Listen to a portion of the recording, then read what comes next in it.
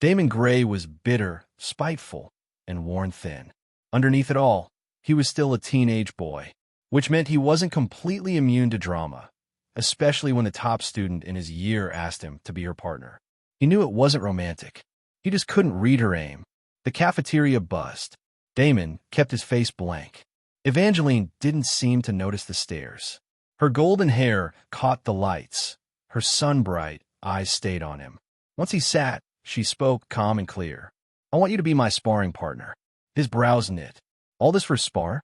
Then suspicion. "Why me? I'm the weakest here. My mana barely hits 30. He studied her. Humiliation? Noble games? Or some other scheme? Her fore trembled just slightly. "Why me?" he asked, voice cool. Evangeline blinked like it should be obvious. "You're strong. Your control is excellent. You dodged my light spells with only reinforcement magic, and you read my moves before I made them." Damon went still. "Reinforcement? I can't use it. Control? I only run."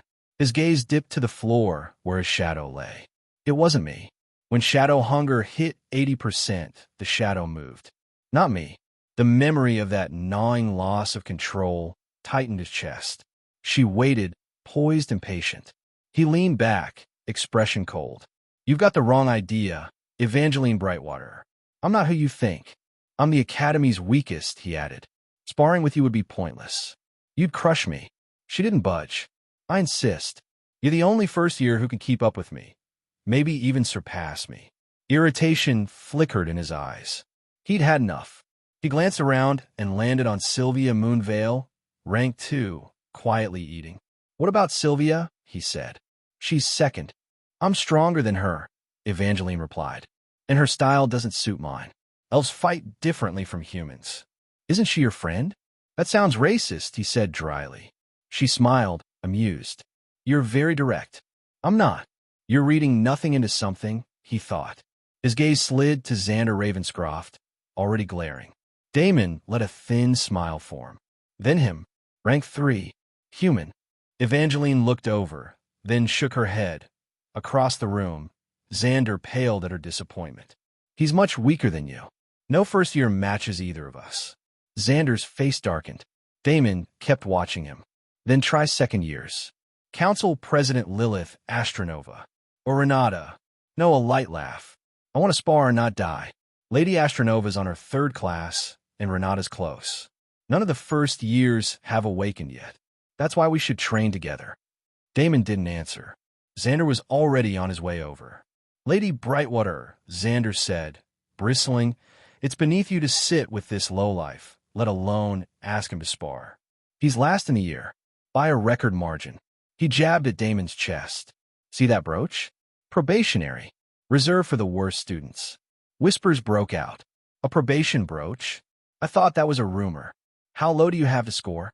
Isn't he the one with 30 mana?" Damon heard all of it. His face stayed calm. Only his shadow shook. "Xander Ravenscroft. I won't forget this." He looked at Evangeline and spoke evenly, with a thin thread of defiance. "Evangeline, like I said, I can't be your partner. I am the weakest here." He rose, steady and quiet, and walked out. He didn't look back when she called his name. The cafeteria's noise closed in behind him. People said Damon Grey was a sore loser with an oversized ego. He didn't deny it. He had learned early that bowing and begging never stopped the pain. It only entertained the ones causing it. He had bowed enough. He had begged enough. The humiliation still came, but now he met it standing. To him, nobles were all the same. Power over commoners. Cruelty because they could. He knew hunger. He had eaten crumbs someone had crushed underfoot and been grateful. He had seen worse. The bias stuck. Xander Ravenscroft was the perfect example. They had never spoken until today, and it didn't matter. Damon hated him for being Xander, and now Xander had handed him one more reason. He headed for the library, his shadow pacing him like a second self. A cold impact burst across his ribs. He hit the stone wall hard and coughed the air from his lungs. When his vision cleared, Marcus Fayjoy stood there, Xander's lackeys at his back. Mana gathered in Marcus's palm. Another ice orb formed. "You don't know when to quit," Marcus jeered. "Surround him." They moved in. Students drifted closer and whispered. Damon weighed his chances. His new skill could multiply his mana fivefold, but the rest of his stats were trash. It would not be enough against all of them. He looked at his shadow on the cobbles, edges sharp. Still not strong enough. He straightened and let a thin smile show. What an honor. A circle of lords for one nameless commoner. I am blessed. A vein jumped in Marcus's temple. You crossed the line. Lady Brightwater is out of your reach. We don't know what trick you used, but if you go near her again, you will regret it. Damon wiped the blood from his mouth. Hard to avoid someone who is in my class. And she approached me. Maybe warn your lady. Marcus hurled the ice at the wall. Shard skittered. Fine. We will beat it into you. Hands lit with color. Damon braced. None of the outcomes were good. He would not fold. That is enough. What is going on here? Professor Cale Blackthorn's voice cut through the noise. Damon didn't like the man, but for once he was glad he'd come. Color drained from Marcus's face. Good afternoon, Professor. Nothing serious. We were giving Grey a demonstration, showing him real magic. The others bobbed their heads. Right, guys. Cale's eyes went to Damon. Blood at his lip. Cold stare. Is that true? Damon's fist tightened. He said nothing. Marcus took the opening. Since you are here, Professor, we will leave. They scattered. The crowd broke apart. Cale stopped in front of Damon. For your own good, drop out. You do not belong here. You will not make it. Damon's jaw locked. The words cut deep. He kept his voice level. Go screw yourself. Something flickered in Cale's eyes. He turned and walked away. Damon watched him go. Cale hadn't stepped in to protect him. He had come to watch him fail. Another noble, not an ally. Hey everyone, Firescale Audiobooks here. If there's a novel you'd love to hear more of, you can support us on Patreon or Ko-fi. Depending on your tier, I'll make extra parts just for the stories you're most excited about. Usually I can only upload 4 to 5 parts of each novel, but with your support, we can go beyond that. And of course, don't forget to hit subscribe. It helps more than you know. Damon didn't head straight into the library. Instead, he made a detour to the infirmary to have his injuries treated. It was a routine he had grown accustomed to, something he carried out almost mechanically. The healers worked quickly, their magic mending the bruises and cuts Marcus and his group had left on him. Once patched up, Damon returned to the library. He immersed himself in a few books, letting their words distract him from the day's frustrations. Eventually, he trudged off to his classes. The rest of the day was dominated by combat training, leaving little opportunity to speak with Evangeline Brightwater. Not that he wanted to. The hours passed quickly, but Damon's mood soured with each passing moment. Every glance at Marcus and his lackeys stoked the anger burning in his chest. His hands trembled, not from fear, but from the dark desire creeping into his thoughts. I've already killed Lark, he thought grimly. Might as well finish off the whole group. It was a dog-eat-dog world, and Damon had long accepted that as the truth. The strong preyed on the weak, and if he didn't fight back, he would be devoured. He clenched his fists, his nails biting into his palms. Their deaths wouldn't bother him. If anything, he'd lose sleep worrying about getting caught, not over the loss of their lives. That's how deep his anger ran.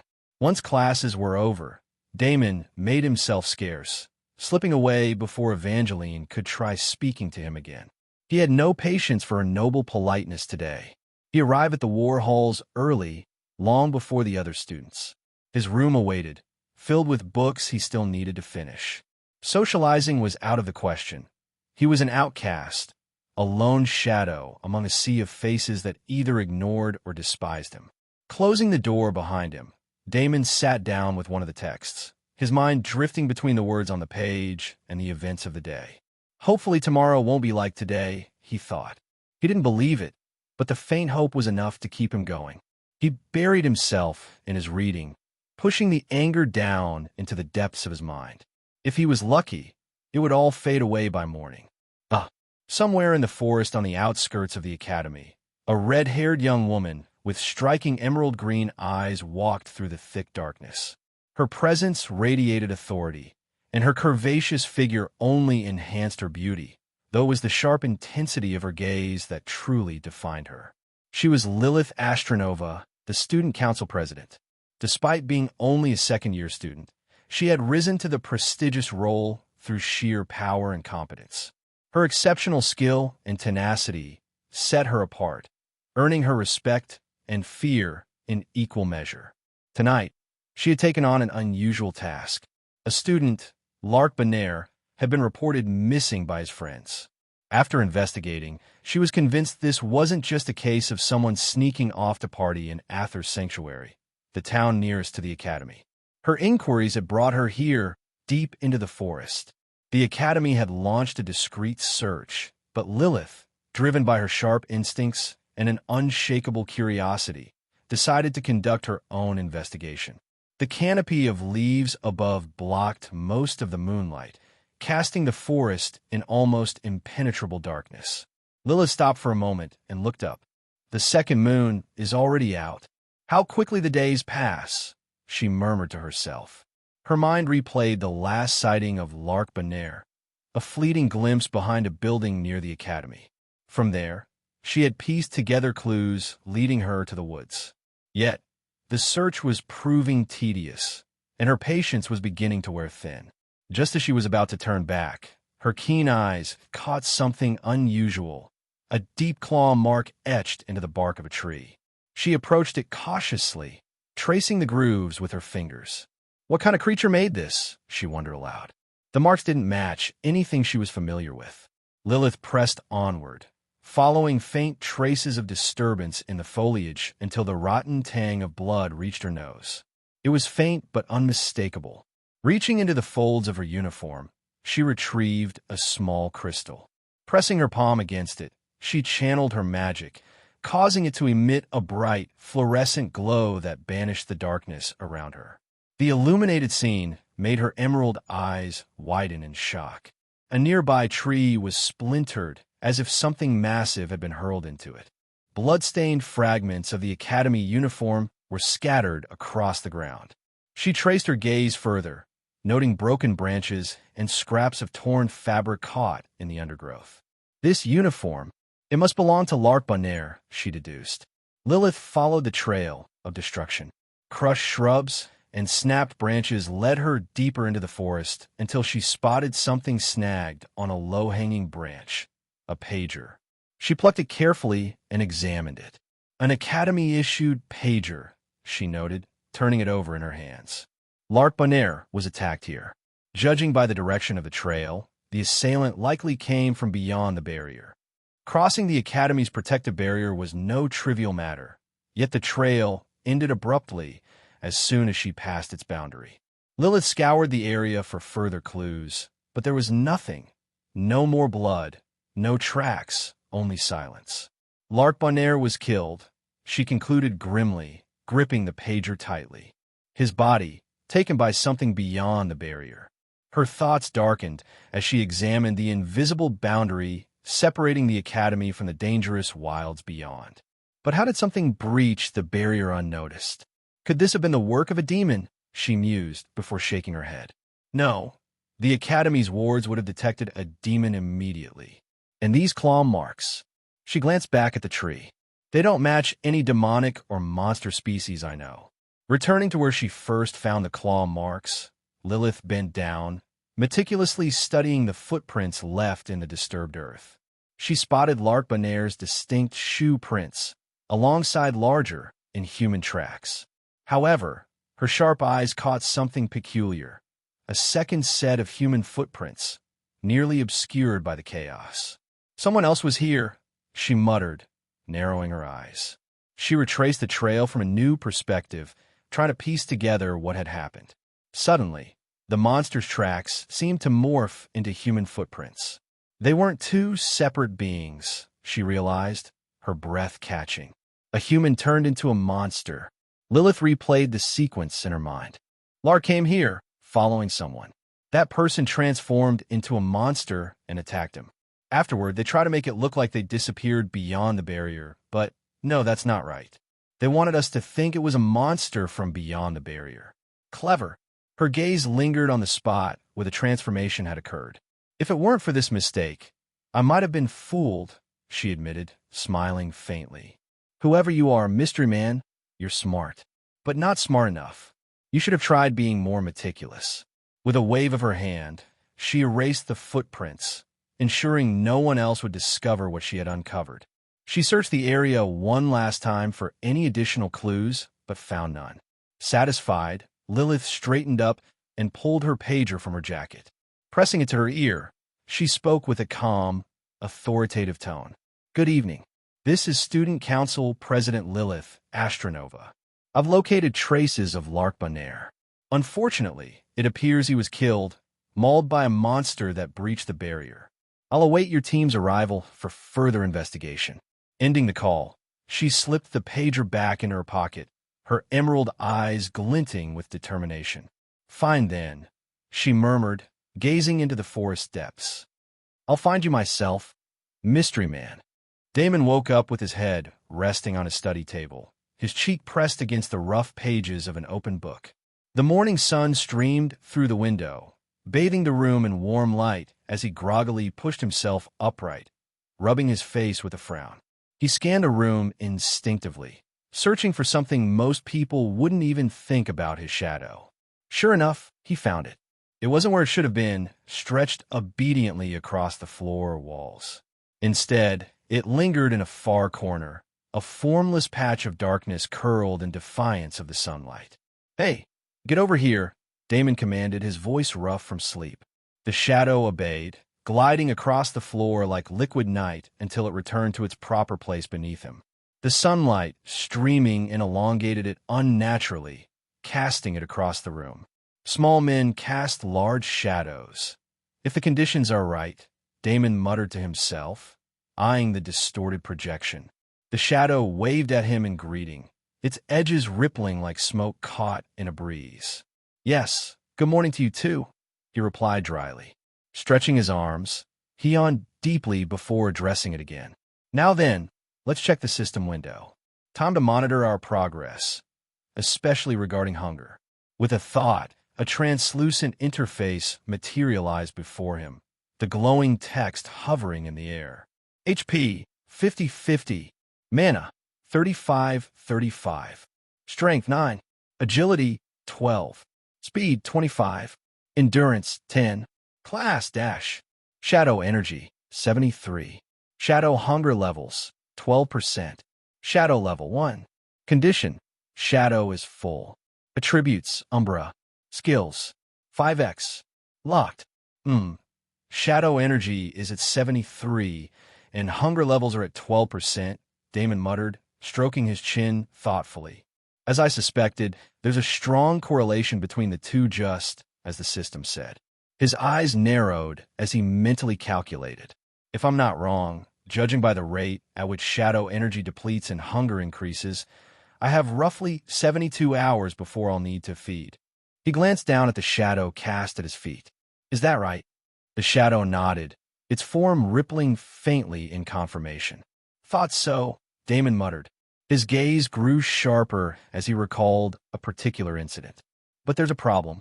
On certain occasions, I lose shadow energy without realizing it. Like when you absorb the brunt of the professor's aura. That's why my energy dropped so drastically back then, wasn't it?"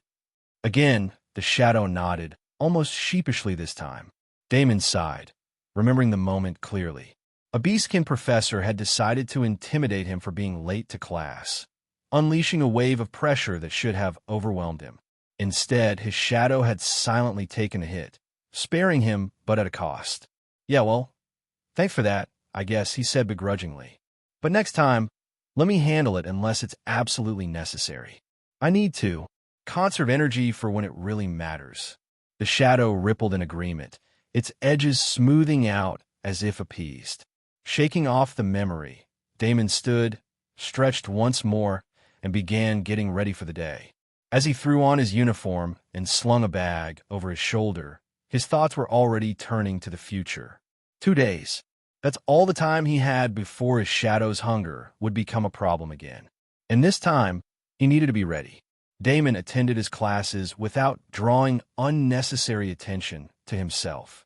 He made no effort to avoid Evangeline Brightwater, but she didn't approach him either. Instead, she kept glancing at him during class, her expression unreadable, though she made no move to speak. However, Evangeline wasn't the only one with eyes on him. Xander Ravenscroft's piercing gaze alternated between Damon and Evangeline, as though he were piecing together a puzzle only he understood.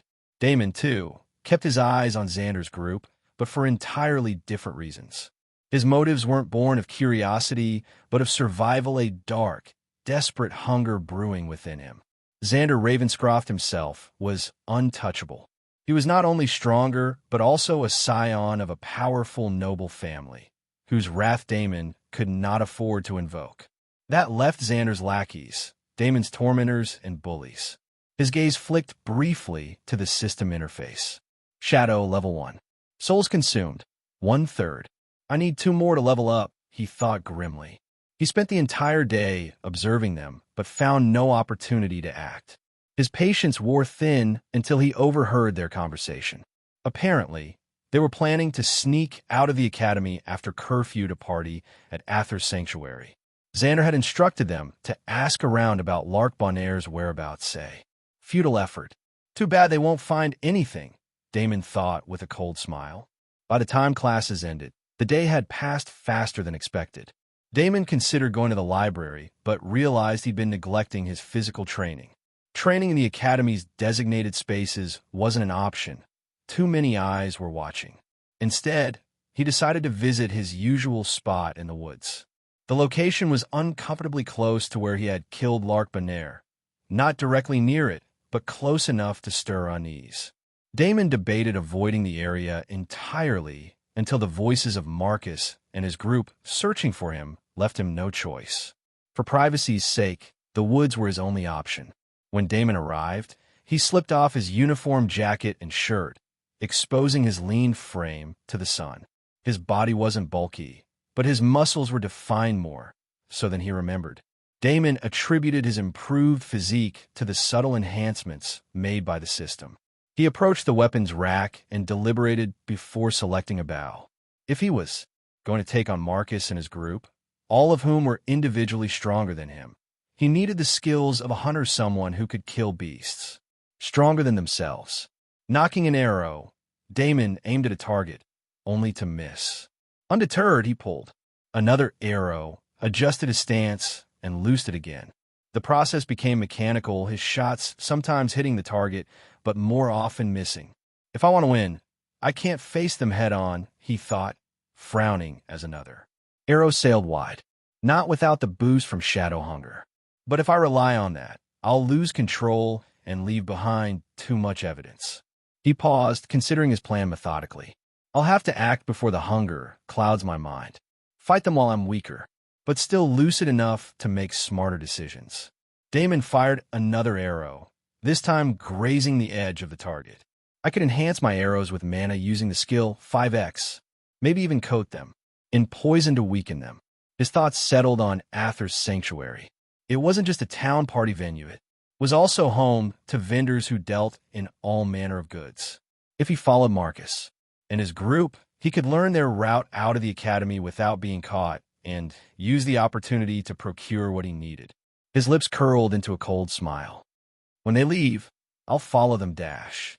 Who do you intend to follow? The sudden voice snapped Damon from his thoughts. He spun around, his heart freezing as fear surged through him. Standing there was a red-haired girl with piercing emerald eyes, her academy uniform pristine. Damon's breath hitched, sweat forming on his brow as recognition struck.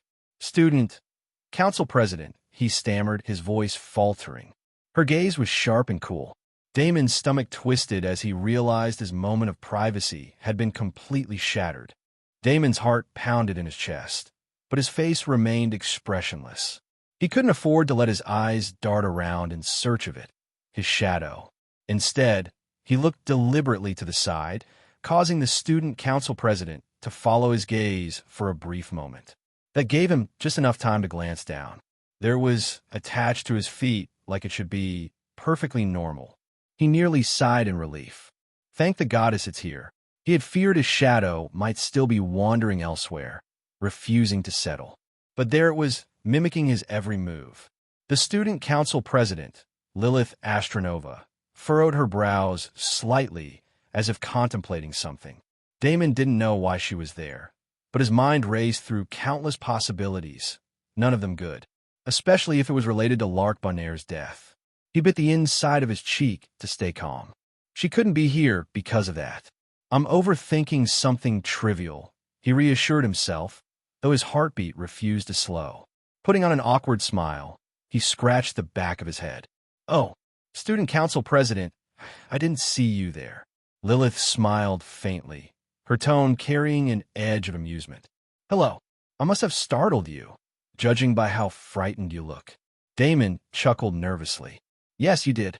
The forest, wild animals and all. Can't ever be too cautious.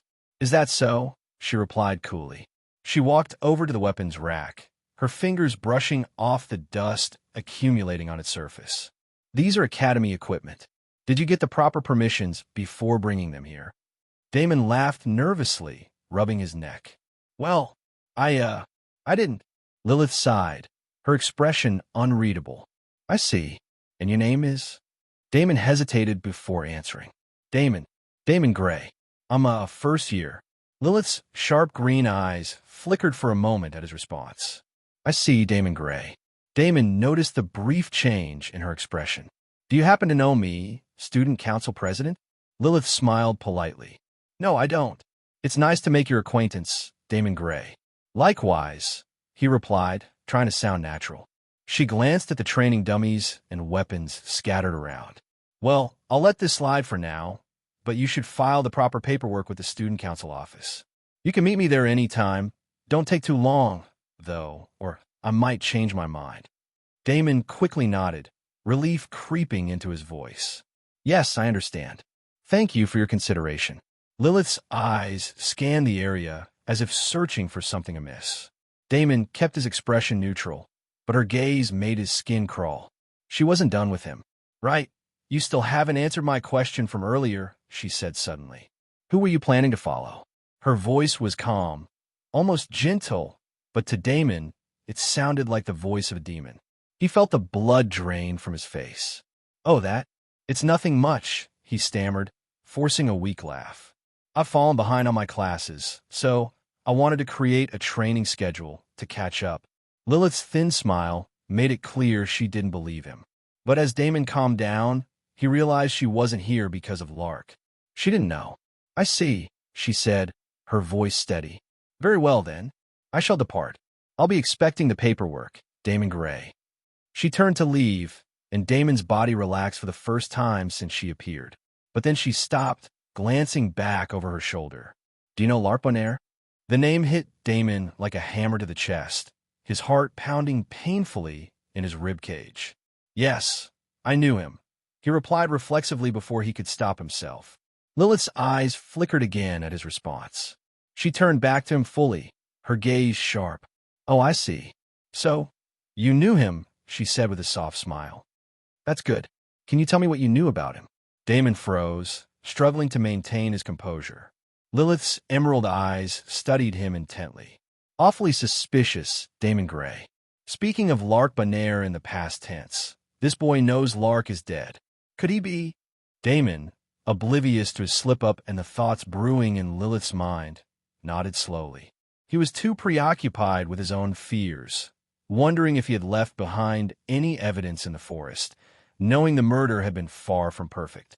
Damon forced a polite smile, masking the unease creeping up his spine. Of course, Madam President. Lilith smiled back, her expression as poised as ever. I feel like you and I are going to be good friends, Damon. So please call me Lilith. A cold sweat formed on Damon's back. He swallowed hard. Yes, Senior Lilith. She tilted her head slightly, her sharp green eyes locking onto his. Just Lilith is fine, Damon, she said softly as she stepped closer. Damon's instincts screamed at him to keep calm, but her proximity felt suffocating. So, you know Lark Bonaire? She asked, her voice light yet probing.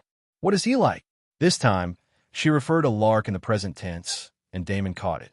He straightened his posture, trying to sound nonchalant. Lark and I were classmates. We didn't really get along, and honestly, I don't think he was a nice guy. So, I always tried to stay out of his way.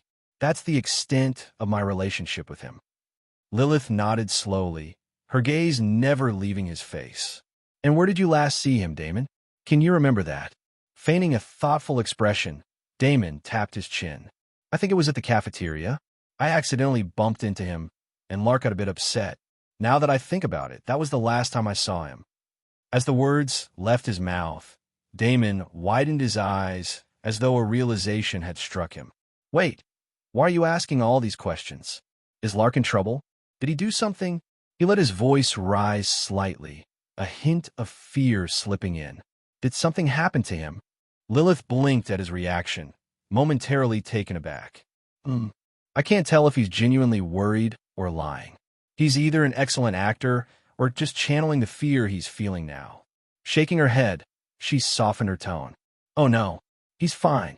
There's no problem. Lark was just called back by his family for a personal matter. Damon exhaled audibly, a look of relief washing over his face. Thank the goddess, he muttered. I thought something terrible had happened to him. We may not have gotten along, but it would have still bothered me if something had happened. You see, I never got to properly apologize for what happened at the cafeteria. I feel so guilty. Lilith observed him carefully, her expression neutral, though her thoughts swirled. My goddess, what a convincing performance. I can't tell if he's a masterful liar or just that honest. Damon Grey, the Academy's weakest student, the one who got a golden ticket from Sarah's blade, there's something about you I can't quite place. She shook her head inwardly, still unsure. Without any concrete evidence, Lark Bonaire's death remained officially attributed to a monster attack, something that couldn't possibly connect to a first year like Damon. After asking a few more routine questions, Lilith smiled lightly and took a step back. Well, Damon, thank you for your time. Don't forget to file that paperwork. Damon nodded quickly, forcing a warm smile. Of course. Have a great day, Lilith. As she turned and walked away, Damon waved her off, his hand trembling slightly until she disappeared from view. Lilith's expression darkened as she moved out of sight. I'll get to the bottom of this, Damon Grey. There's a darkness in your heart. I can feel it. As she walked away, Damon's eyes grew colder. I slipped up. However, my words aren't anything conclusive. Next time I'll be ready for you, Lilith Astronova. Lilith Astronova left Damon at his training ground, her thoughts churning as she walked away. She hadn't come to suspect him initially. Her original purpose was to reprimand him for using Academy equipment without proper authorization. Yet the moment he saw her, his reaction gave her pause. He was cautious, deliberate. Too deliberate. She smiled faintly, her mind replaying their encounter. Damon Grey, the Academy's weakest student. The boy who received a golden ticket from Sarah's blade herself, she murmured. His name had circulated among the faculty and student body. In the beginning, the professors had placed high expectations on him, believing the ticket symbolized hidden potential. But by the quarter-semester evaluations, those expectations had waned. Damon's mana pool was pitiful, his combat skills unimpressive, and his overall abilities underwhelming. There were simply no redeeming qualities, Lilith mused, her voice tinged with curiosity. Until today, she had never met him in person. And to her surprise, he wasn't what she expected. Someone that weak shouldn't even be able to kill a fly, let alone someone like Lark Bonaire, she thought, her steps slowing. Unless he has a special ability. The idea struck her suddenly. An ability that allowed someone to transform into a monster. An anomaly, but not impossible. No, she shook her head, dispelling the thought for now. It doesn't fit, but he is suspicious. At the start of their interaction, Damon had radiated guilt. She had almost believed she'd cornered her culprit. But midway through their conversation, something changed. His demeanor shifted. His eyes became cold, calculated. Was it guilt I saw at first fake? Some kind of act? Or was I wrong about him altogether? The inconsistency gnawed at her. If he had continued to show guilt, she might have pressed further and exposed him. But his abrupt composure had thrown her off balance, leaving her unsure. Lilith exhaled sharply, annoyance creeping into her tone. How frustrating. I can't rely on just one lead. I'll have to keep a close eye on him. She glanced at the pager in her hand and frowned. I should have got his pager number. No matter. I'll collect it when he comes to file the paperwork, assuming he does. She smirked to herself. Damon Grey, I'm certain there's more to you than meets the eye. Her steps quickened as she headed back to the site of Lark Bonner's death. The Academy investigators had concluded it was a monster attack, a convenient explanation that tied up loose ends neatly. Lilith chuckled softly, a hint of mockery in her voice. Their conclusion is too easy, too perfect, but well played, Mystery Man. For now, you've won this round. Back at the training grounds, Damon watched Lilith leave, his cold gaze locked onto her retreating form. As the sound of her footsteps faded, he sank to the floor, his eyes falling to the shadow cast at his feet. His shadow, unervingly still, gazed back at him with the same penetrating intensity. Yes, I know I messed up in the beginning, Damon muttered, his voice low. I shouldn't have lost my cool like that. The shadow crossed its arms, a silent reprimand. But I've learned something from this, Damon continued, his tone hardening. If I keep feeling guilty, I'll lose. I can't think of those I kill as people, just prey. If I don't, I won't survive. And I can't afford to lose. He clenched his fists, his voice breaking with quiet determination. If I die, no one will be there to care for my sister. If I have to become remorseless to survive, then so be it. I have no more tears left to cry for those who hurt me. He glanced at his shadow, as if seeking its approval. It's only fair that I killed Lark. He tried to kill me first, and even after I survived, he came after me again. My enemies, they're less than human. His shadow remained motionless, its expression unreadable.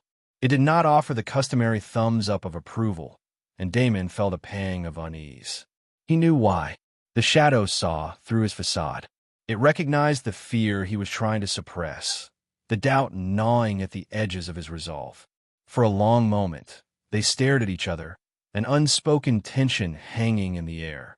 Damon's dark eyes hardened, refusing to waver, even as the shadow seemed to silently challenge him.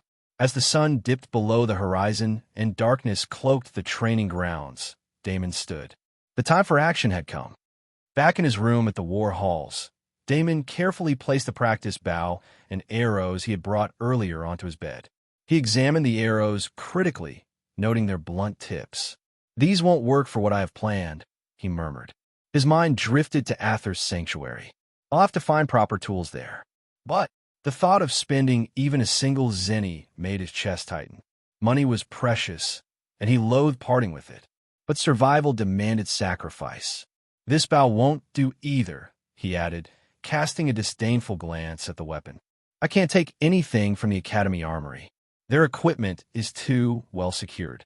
Reluctantly, Damon opened his desk drawer and retrieved a short, weathered dagger. Holding it in his hand, memories from his past surged to the surface. The dagger was a relic of his days on the streets of the capital, a so-called reward for running errands for a smuggling ring that trafficked in magic crystals and ore. It was a cruel token of survival, a tool that had seen more bloodshed than a boy his age should have endured. But even back then, he had never taken a life. Well, until now. He gripped it tightly, his knuckles widening. This will have to do, he muttered, slipping it into his jacket. Turning to his shadow, he whispered, Okay, buddy, this is up to you now.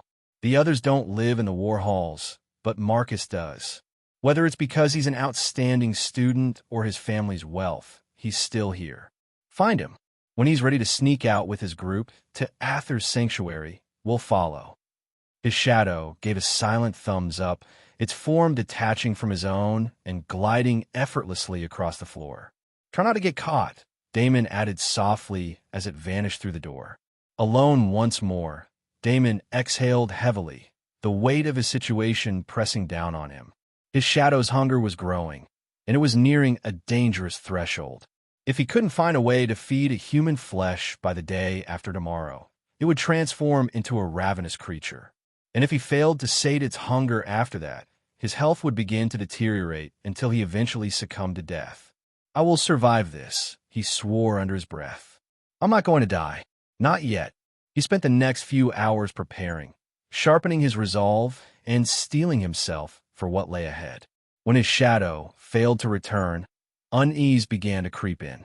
Just as he was about to leave in search of it, the shadow slipped through the window, waving its hand urgently. Damon's heart pounded. "So what did you find?" The shadow gestured for him to follow, pressing a finger to its lips to signal silence. Damon nodded, his pulse quickening. Carefully, he opened the door to his dorm and stepped into the dimly lit hallway. His shadow led the way, its movements fluid and silent, guiding him down a flight of stairs.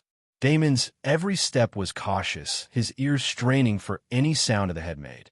At the bottom floor, Damon froze as his eyes landed on Marcus. The boy was sneaking out of the dorm, oblivious to the predator lurking in the shadows. A cold smile spread across Damon's lips. "Got you." Damon followed Marcus Fayjoy from the shadows, his movements precise and silent. He let his shadow scout ahead while he trailed slowly behind. Reaching the ground floor was easy enough. As long as they made no noise, the ever-watchful headmaid wouldn't notice. He observed Marcus slip through the dining hall and into the kitchen, the faint creak of the door barely audible. Damon crouched behind a row of chairs, gesturing for his shadow to proceed. Once the shadow disappeared through the kitchen door, Damon waited a moment before entering cautiously. By the time he stepped inside, Marcus was gone. That was fine.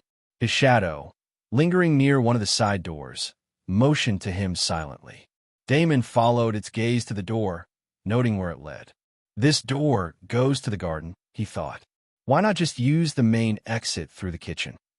Still, he didn't question it further. Instead, he sent his shadow through the door and waited a few seconds before slipping through himself.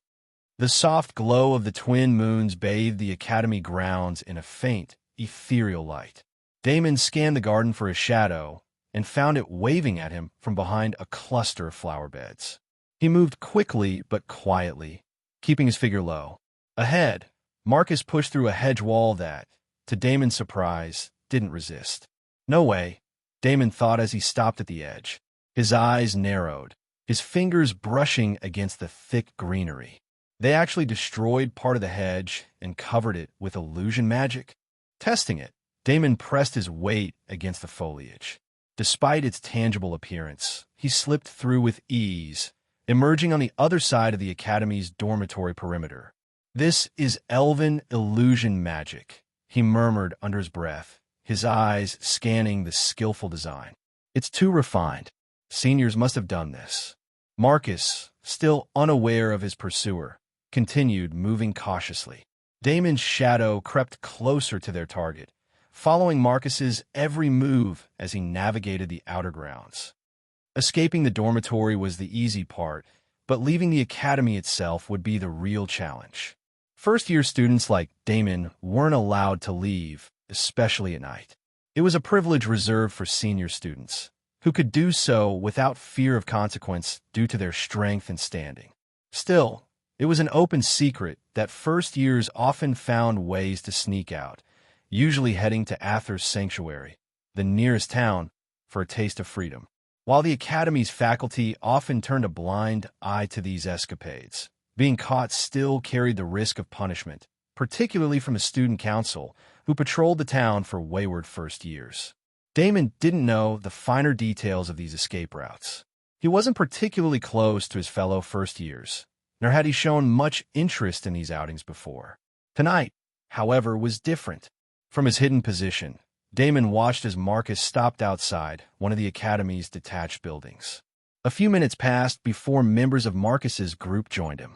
The boys exchanged hurried whispers before moving as a group, not towards the Academy gates, but toward a section of the outer wall.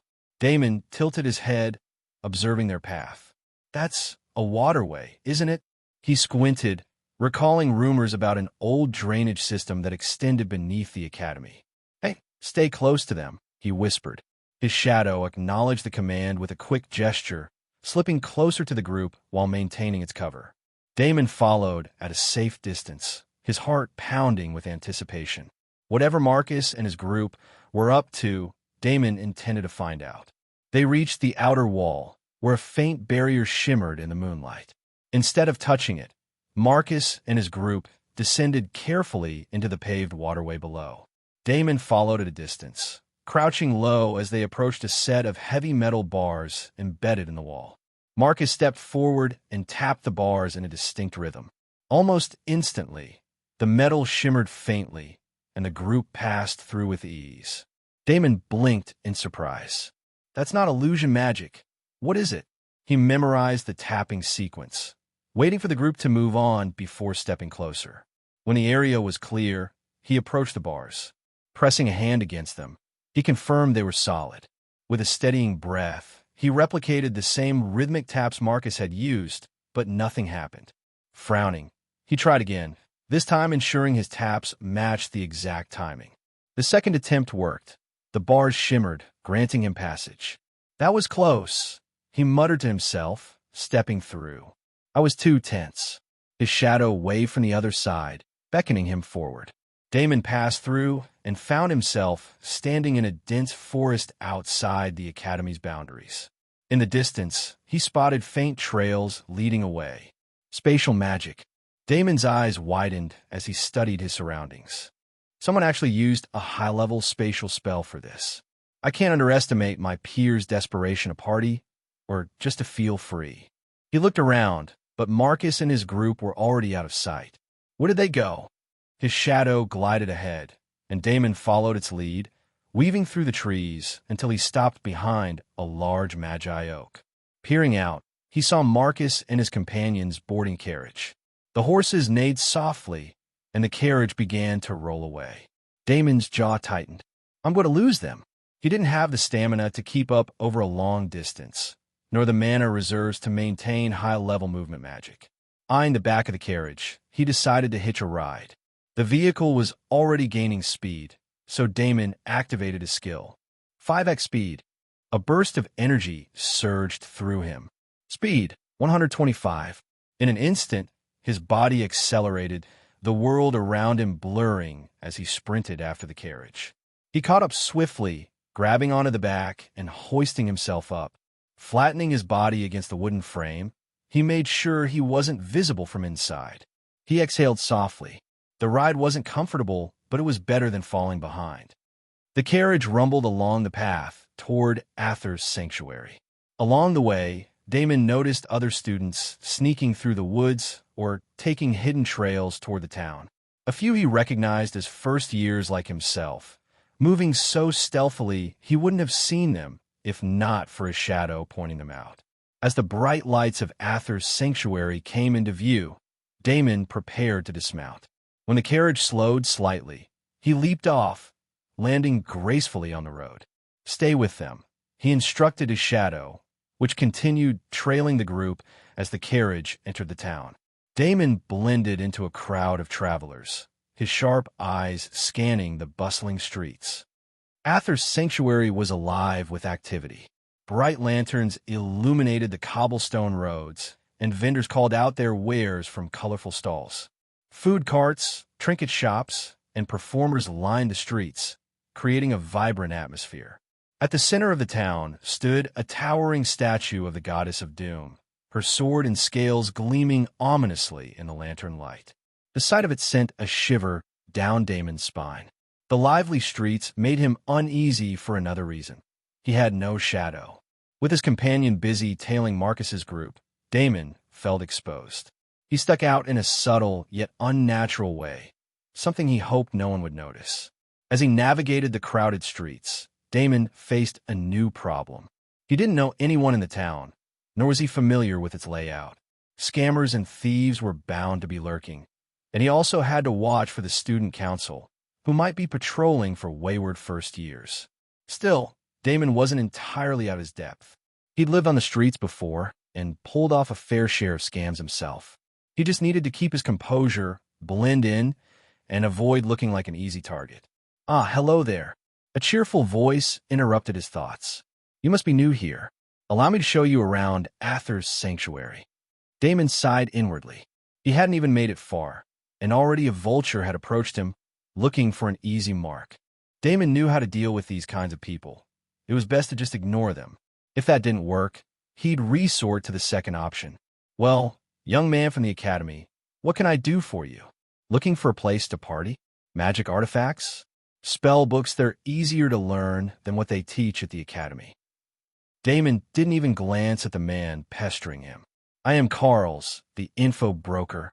The voice was male, but Damon kept walking, ignoring him entirely.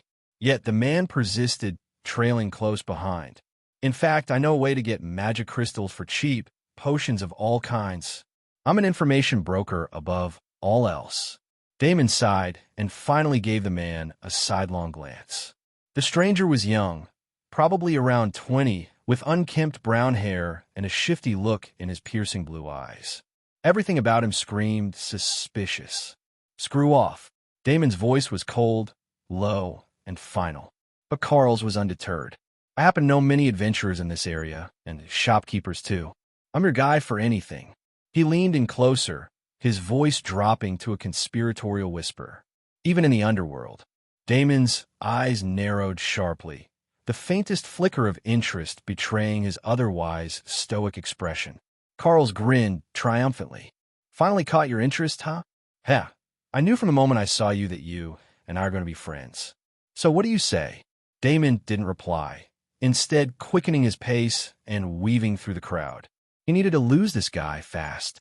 After a few abrupt turns and slipping through a dense cluster of pedestrians, Damon finally managed to shake him off. He exhaled in relief. That guy is too shady. Rounding a corner, Damon caught a familiar blur of black out of the corner of his eye. A slight smile tugged at his lips as he looked down. Welcome back. His shadow slithered beneath him, silent and unresponsive. Damon sighed and turned around in annoyance. You're really persistent. Carl's laughed, scratching the back of his head. I'm really sorry about that. It's just, we never got to finish talking. I can show you all the best places for poisons and traps. That is your thing. Phantom. Damon Grey. Damon's eyes turned cold. He recognized that moniker, a name he got into the capital's backstreets during his younger days. Razor under your sleeve. Hidden pockets. The way you walk and use reflections to watch your surroundings. You're part of the underworld, Damon observed, his voice sharp and cutting. And it seems you know, or at least knew me. Carl smiled, unbothered by the accusation. And you're the Phantom. You were only active for a short time in the capital's backstreets, but you were the best pickpocket out there. But that's not all. You built traps and used poisons. A true icon to some of us backstreet kids. Word is you made a fair bit of zenny and vanished. Who would have thought you'd end up at the academy? Damon's lips curled into a frosty smile. If you're here because of some grudge, then bring it on. He drew a dagger from his jacket with deliberate ease, the glint of its blade matching the icy chill in his eyes. If he attacks, I'll use 5x and kill him. Then I'll feed him to my shadow. Carl's raised his hands defensively. Whoa. No grudges here. I just saw an old friend making it in life and thought I'd help out. Damon didn't lower his guard. His eyes remained locked on Carl's, unwavering. Then screw off. Carl's chuckled nervously. Sure, no problem, Carl said with a shrug, his grin unwavering. But, just so you know, I'm familiar with all the patrol routes your school's student council uses. If you run into them, you'll be in trouble. To make it worse, they don't even wear their uniforms, so you won't know it's them until it's too late. Damon's eyes narrowed, the gears in his mind turning. I don't trust him, but he might be useful. I just need to be cautious. Besides, he might have info on things I need. Pointing his finger at Carl's, Damon's tone dropped to a cold threat. If you don't scram, I'll kill you. Carl's froze, his smile faltering for just a moment as he locked eyes with Damon's unyielding, dark gaze. But he quickly forced a grin. Sure, man, as you wish. If you need me, just call. I even saved up and got one of those fancy pagers nobles use for communication. Reaching into his pocket, Carl's pulled out a small card and casually tossed it toward Damon. The card spun through the air, but Damon sidestepped it, letting it drop to the ground without so much as touching it. Carl smirked. Geez, no need to be so cautious. Then again, what can I expect from the Phantom himself? Damon's jaw tightened at the mention of the nickname, Phantom. It brought back memories of the capital's backstreets, a place he'd rather leave buried in the past. Those days had been a necessary evil, a time when Damon honed his skills in theft, traps, and poisons to ensure his sister had a roof over her head. He clenched his fists, forcing himself to bury the lingering bitterness. I will survive, no matter what it takes. Damon's eyes flicked to the card on the ground. After a moment's hesitation, he crouched slightly, just enough to memorize the pager number without touching the card. Can't be too cautious. All sorts of magic exist in this world. Without another glance at Carl's, Damon turned and walked out of the alley, blending seamlessly into the bustling crowd. He made a series of random turns, weaving through the mass of people until he was certain he wasn't being followed. Eventually, he stopped in his tracks, his attention caught by a commotion in the distance. A first-year academy student was being dragged away by someone. Squinting to get a closer look, Damon's eyes locked on a small badge pinned to the person's chest, a student council insignia. Shit, he muttered under his breath. Quickly ducking into a nearby shop, Damon pretended to browse the shelves, his sharp eyes darting to the shop's reflective surfaces. After a few minutes, he stepped back out onto the street, scanning his surroundings. Glancing down, he caught sight of a shadow stretching along the cobblestones at his feet. Before we go to Marcus and his group, Damon muttered to himself, "Let's get a change of clothes, or, at the very least, a cloak." Yeah, a cloak is cheaper. Damon wasn't just being stingy. His academy uniform wasn't something he could afford to lose or damage. Replacements were prohibitively expensive, and the school wasn't exactly forgiving about such matters. Damn that stingy shopkeeper, Damon muttered under his breath, clicking his tongue in irritation. His stomach growled, a sharp reminder of his growing hunger. He'd spent the last 30 minutes inside the shop haggling over the price of a worn-out cloak. The shopkeeper's stubbornness had tested Damon's patience, but every zenny mattered. He couldn't afford to waste money unless it was absolutely necessary. "I'll be using this cloak for a very long time," he thought grimly. The cloak wasn't much to look at. Its brown fabric was already fraying at the edges, and it had clearly seen better days. Still, Damon had prioritized durability over appearance, even while being a cheapskate. The hooded cloak reached all the way to his legs, effectively concealing his academy uniform beneath. Glancing at his shadow, Damon frowned slightly. An unusual hunger gnawed at him, more unsettling than the pangs from his empty stomach. He couldn't quite place the feeling, but it left him uneasy. "All right, let's go. Show me where Marcus and his group went," he said, his tone sharp. His shadow responded with its customary thumbs up before slipping away, moving fluidly along the cobblestones. Damon followed at a measured pace, careful not to attract attention. The cloak helped, but he was acutely aware of the unusual sight he presented. A person without a shadow, especially when cloaked, was bound to draw notice. Aether's sanctuary was still alive with activity, even though it was well past midnight. The streets bustled with adventurers, merchants, and townsfolk, the warm glow of lanterns illuminating the lively scene. Damon's shadow led him toward the more affluent part of town, where the Adventurers Guild was located. The moment Damon stepped into the district, he felt the shift in atmosphere. Lavish storefronts lined the streets, their goods displayed behind polished glass. Restaurants exuded sophistication, their interiors visible through grand windows, and their menus undoubtedly far beyond Damon's meager budget. The area was undeniably safer than the rest of town, thanks to the guild's enforcement of the rules. Still, Damon knew better than to trust appearances. Some adventurers were little more than criminals with licenses, but they wouldn't dare commit crimes here.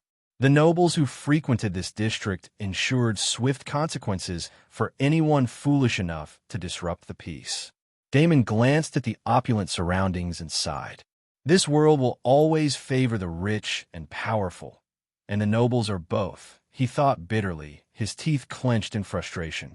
His shadow stopped abruptly near a grand fountain in the center of the district. Damon approached it cautiously, watching as a shadow pointed toward a building across the street. It was a restaurant, a lavish establishment that radiated sophistication and exclusivity.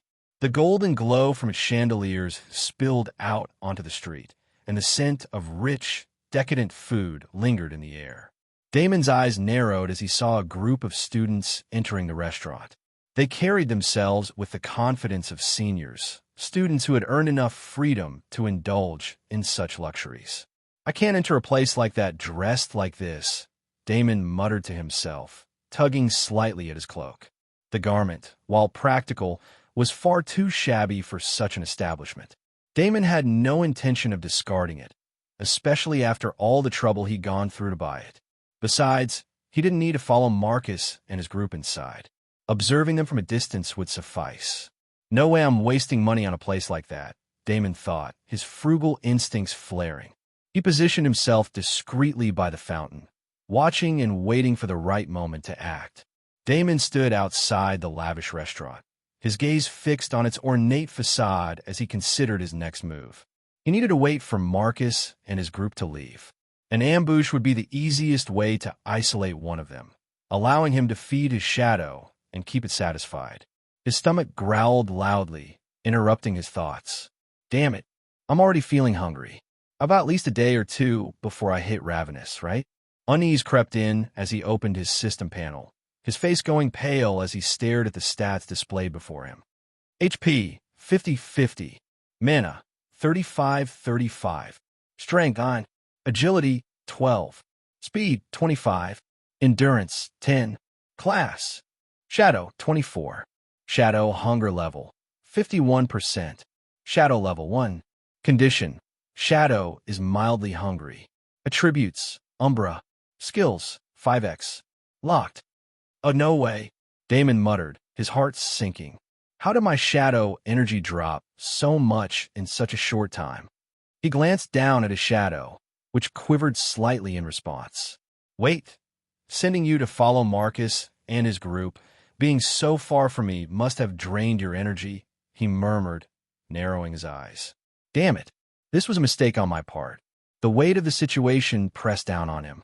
His shadow was growing hungrier by the moment, and he knew he couldn't afford to let its hunger spiral out of control.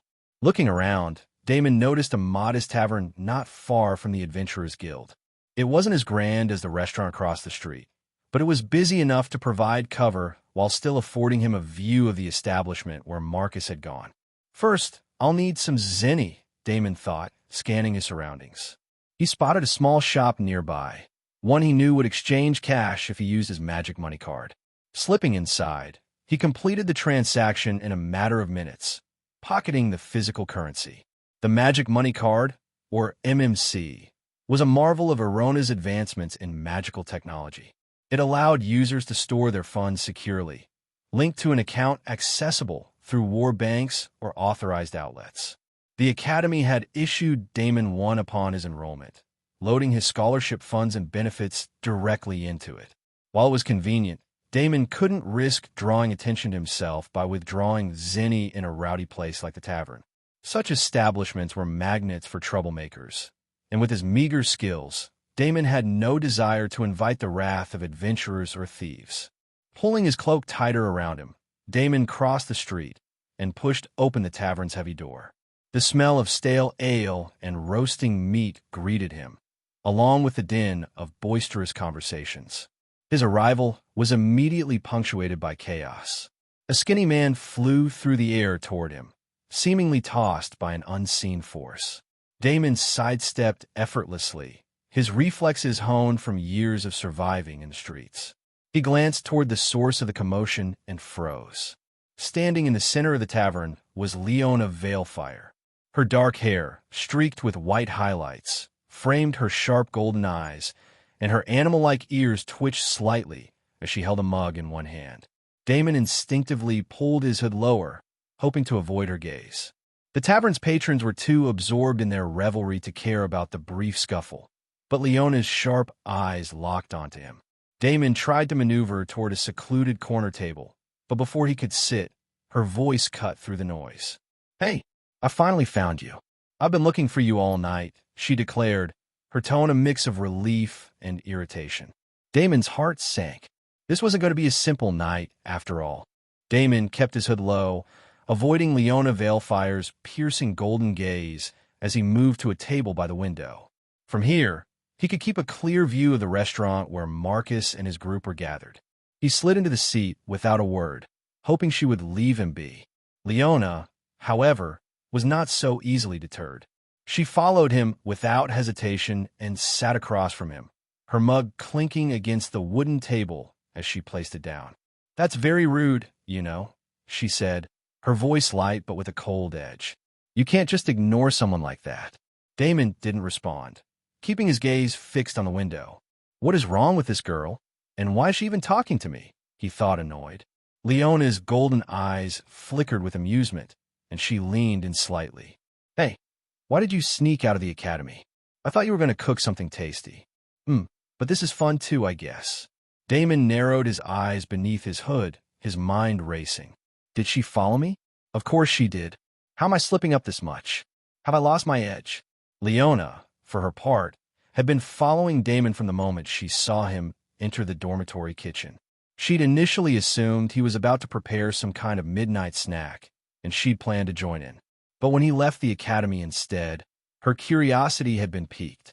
She trailed him as he moved through the town, though she briefly lost track of him when he disappeared into a crowd. Finding him here at the tavern was sheer luck, or so she believed. Yet Damon's silence puzzled her. She'd expected at least some sort of acknowledgement, but instead, he seemed intent on ignoring her entirely. Leona shrugged and downed the contents of her mug, just as a tavern waitress approached their table. "Welcome to the Drunk Imp. What can I get for you?" the waitress asked cheerfully. Leona glanced at Damon, not bothering to hide the fact that she hadn't brought any money. The mug she'd been drinking from? Paid for by the unfortunate skinny man she'd tossed out of the tavern earlier. She fully expected Damon to foot the bill for anything else she ordered, and she didn't feel the least bit ashamed. In Lothria, her homeland on the wild continent, the strong naturally commanded respect and resources. To her, Damon was undeniably the strongest first year in the academy, even if he didn't act like it. Letting someone stronger take the lead wasn't a blow to her pride. It was simply how things worked. Damon, however, was completely unaware of Leona's reasoning or the conclusions she'd drawn about him. He didn't know that his actions, intentional or otherwise, had convinced her that he was far stronger than he truly was. In reality, he was barely scraping by, but her assumptions couldn't have been further from the truth. "What'll it be?" the waitress repeated, glancing between the two of them. Damon sighed, pulling his hood a little lower. This night was only getting more complicated. His stomach growled loudly, and he scowled in irritation. He reached into his pocket, pulling out 3 zenny and placing it on the table. "Meat and drink, whatever this can get me. Make sure I stay sober tonight," he said curtly. Before the waitress could leave, Leona Veilfire chimed in with a grin. "I'll take the same thing I just drank earlier. It's pretty good." The waitress hesitated, glancing at Damon for approval. He gave no reaction, simply pulling his hood lower. Taking that as consent, she walked away with the money. Damon turned his gaze toward Leona, glaring at her from beneath his hood. She better not be planning to drink on my hard-earned zenny, or we're going to have a problem, he thought bitterly. Leona smiled at him, unfazed. "You're so mean, Damon. I can't believe you didn't cook yesterday. I was so hungry I had to eat all the cold, tasteless junk left in the dorms." Damon narrowed his eyes at her, his tone sharp. "How do you know my name? And why are you acting like I'm supposed to care?" He wasn't surprised she knew his name. His reputation as the weakest student in the academy often made him a cautionary example for what not to be. Leona, however, hadn't learned his name through gossip or infamy. She tilted her head innocently. "I overheard it." Damon's glare deepened. "From where?" "Evangeline and Sylvia," she said nonchalantly. "I just happened to hear them talking about you." The mention of those names piqued Damon's interest. Evangeline Brightwater and Sylvia Moonvale were the 2 strongest students in their year. If they were talking about him, it couldn't be good. Still, he didn't want to appear too eager and risk giving Leona any leverage. "Evangeline Brightwater and Sylvia Moonvale talking about me? Doubt it," he replied, feigning disinterest. Leona brushed her hair aside, her golden eyes sparkling. "I'm serious. Evangeline said you." Before she could finish, the waitress returned, setting trays of meat and drinks on their table. She placed a mug in front of Damon and another in front of Leona, then filled the rest of the space with steaming plates of food. The moment she left, Both Damon and Leona lunged for the food, grabbing handfuls of meat with their hands. Damon ate quickly and efficiently, his stomach finally quieting. But watching Leona devour the food on his dime made his heart ache. She's going to pay back every penny she owes me, with interest. Even if I can't beat her now, the moment I can, she's paying up. Damon had always been too frugal to let anyone waste his money without consequences. The food disappeared fast. Damon ate just enough to satisfy his hunger, while Leona devoured the rest without shame. They drained their mugs at the same time, slamming them onto the table in unison. Leona wiped her hands with a handkerchief, as if suddenly remembering something. Right, where was I? Oh yeah, I'm telling the truth. Damon sighed, already regretting entertaining the conversation. You've already said that. Now pay up. You owe me 10 zenny with a 70% interest rate for every day you don't pay. Leona blinked in confusion. But didn't you only pay 3 zenny for all this? I don't have my magic money card with me right now, so I'll pay you back when we get back to the academy. She slammed her hand on the table before Damon could respond. Anyway, all that petty change stuff isn't important. Damon bit his lip, frustrated. Of course, a rich noble doesn't think money is important. Damn those nobles. Leona leaned forward, her golden eyes gleaming with excitement. As I was saying, I heard you were strong, and now I've confirmed it for myself. So fight me. I want to know what it's like to battle the strongest guy in our class. Screw off, Damon muttered, his voice barely audible over the rowdy ambience of the tavern. The clinking of mugs, boisterous laughter, and myriad scents of ale, roasted meat, and other food assaulted his senses. Leona Veilfire, undeterred, stared at him with an unsettling intensity. I insist. You have to fight me. Now. Damon bit his lip. He had no desire to become a casualty of her whims. If the Academy's weakest student went up against Leona Veilfire, ranked number 4, he'd be meeting the goddess long before his time. Looks like I need to explain this to her before I end up on a healer's table, or worse. Damon sighed, rubbing his temple. I'm the weakest person in the Academy, he said bluntly. Not just today, but in the Academy's history. If we fought, I'd lose. No doubt about it. So you can leave now. Leona shook her head, unconvinced. I knew you'd say that. Damon scowled under the hood of his cloak. Knew I'd say what? Is this girl insane, or is she just looking for an excuse to beat me half to death? I knew her Sunshine Girl act was too good to be true. His instinct screamed at him to leave, but he took a deep breath, trying to calm his rising unease. Why would you think that? I already told you I'm the weakest. Leona smirked. I thought so too, but you gave yourself away. Damon's eyes narrowed. How? What in the name of the goddess are you talking about? Leona puffed out her chest proudly. I had my suspicions, but Evangeline confirmed them. Evangeline Brightwater. I knew she'd cause me problems, Damon thought bitterly. Leona continued. Remember the day Evangeline and Sylvia were fighting? Evangeline accidentally shot stray light magic at you, and you dodged them all without even looking. Earlier, that same day, the professor pressured you with his aura, and you didn't even flinch. Damon glanced at his shadow, cursing inwardly. That had all been its doing. That doesn't prove anything, he said firmly. It was all just a fluke. Leona tilted her head, unconvinced. I have more clues. She leaned closer, her expression suddenly smug. You eat a lot. Damon blinked, utterly baffled. What? What does my eating have to do with anything? Leona grinned knowingly. No need to be modest. My father told me you can tell the strength of a real warrior by how much they eat. Weaklings can't eat much because eating is proof of one's energy. Damon stared at her, more confused than ever. Is she an idiot? No, this has to be some strange culture from Lothria, the wild continent. The Beastkin have bizarre traditions like this. That still doesn't prove anything, he retorted. Oh, it does, she said with absolute certainty. But Evangeline corroborated my beliefs. Finally, Damon felt they were getting somewhere. He leaned back in his seat, smirking faintly. Really now? Leona nodded, her eyes sparkling. Remember the day Evangeline asked you to be her partner? After that, I followed her. I didn't get to talk to her because she ran into Sylvia, but I heard everything she said. Damon's patience was wearing thin. Just get to the point already.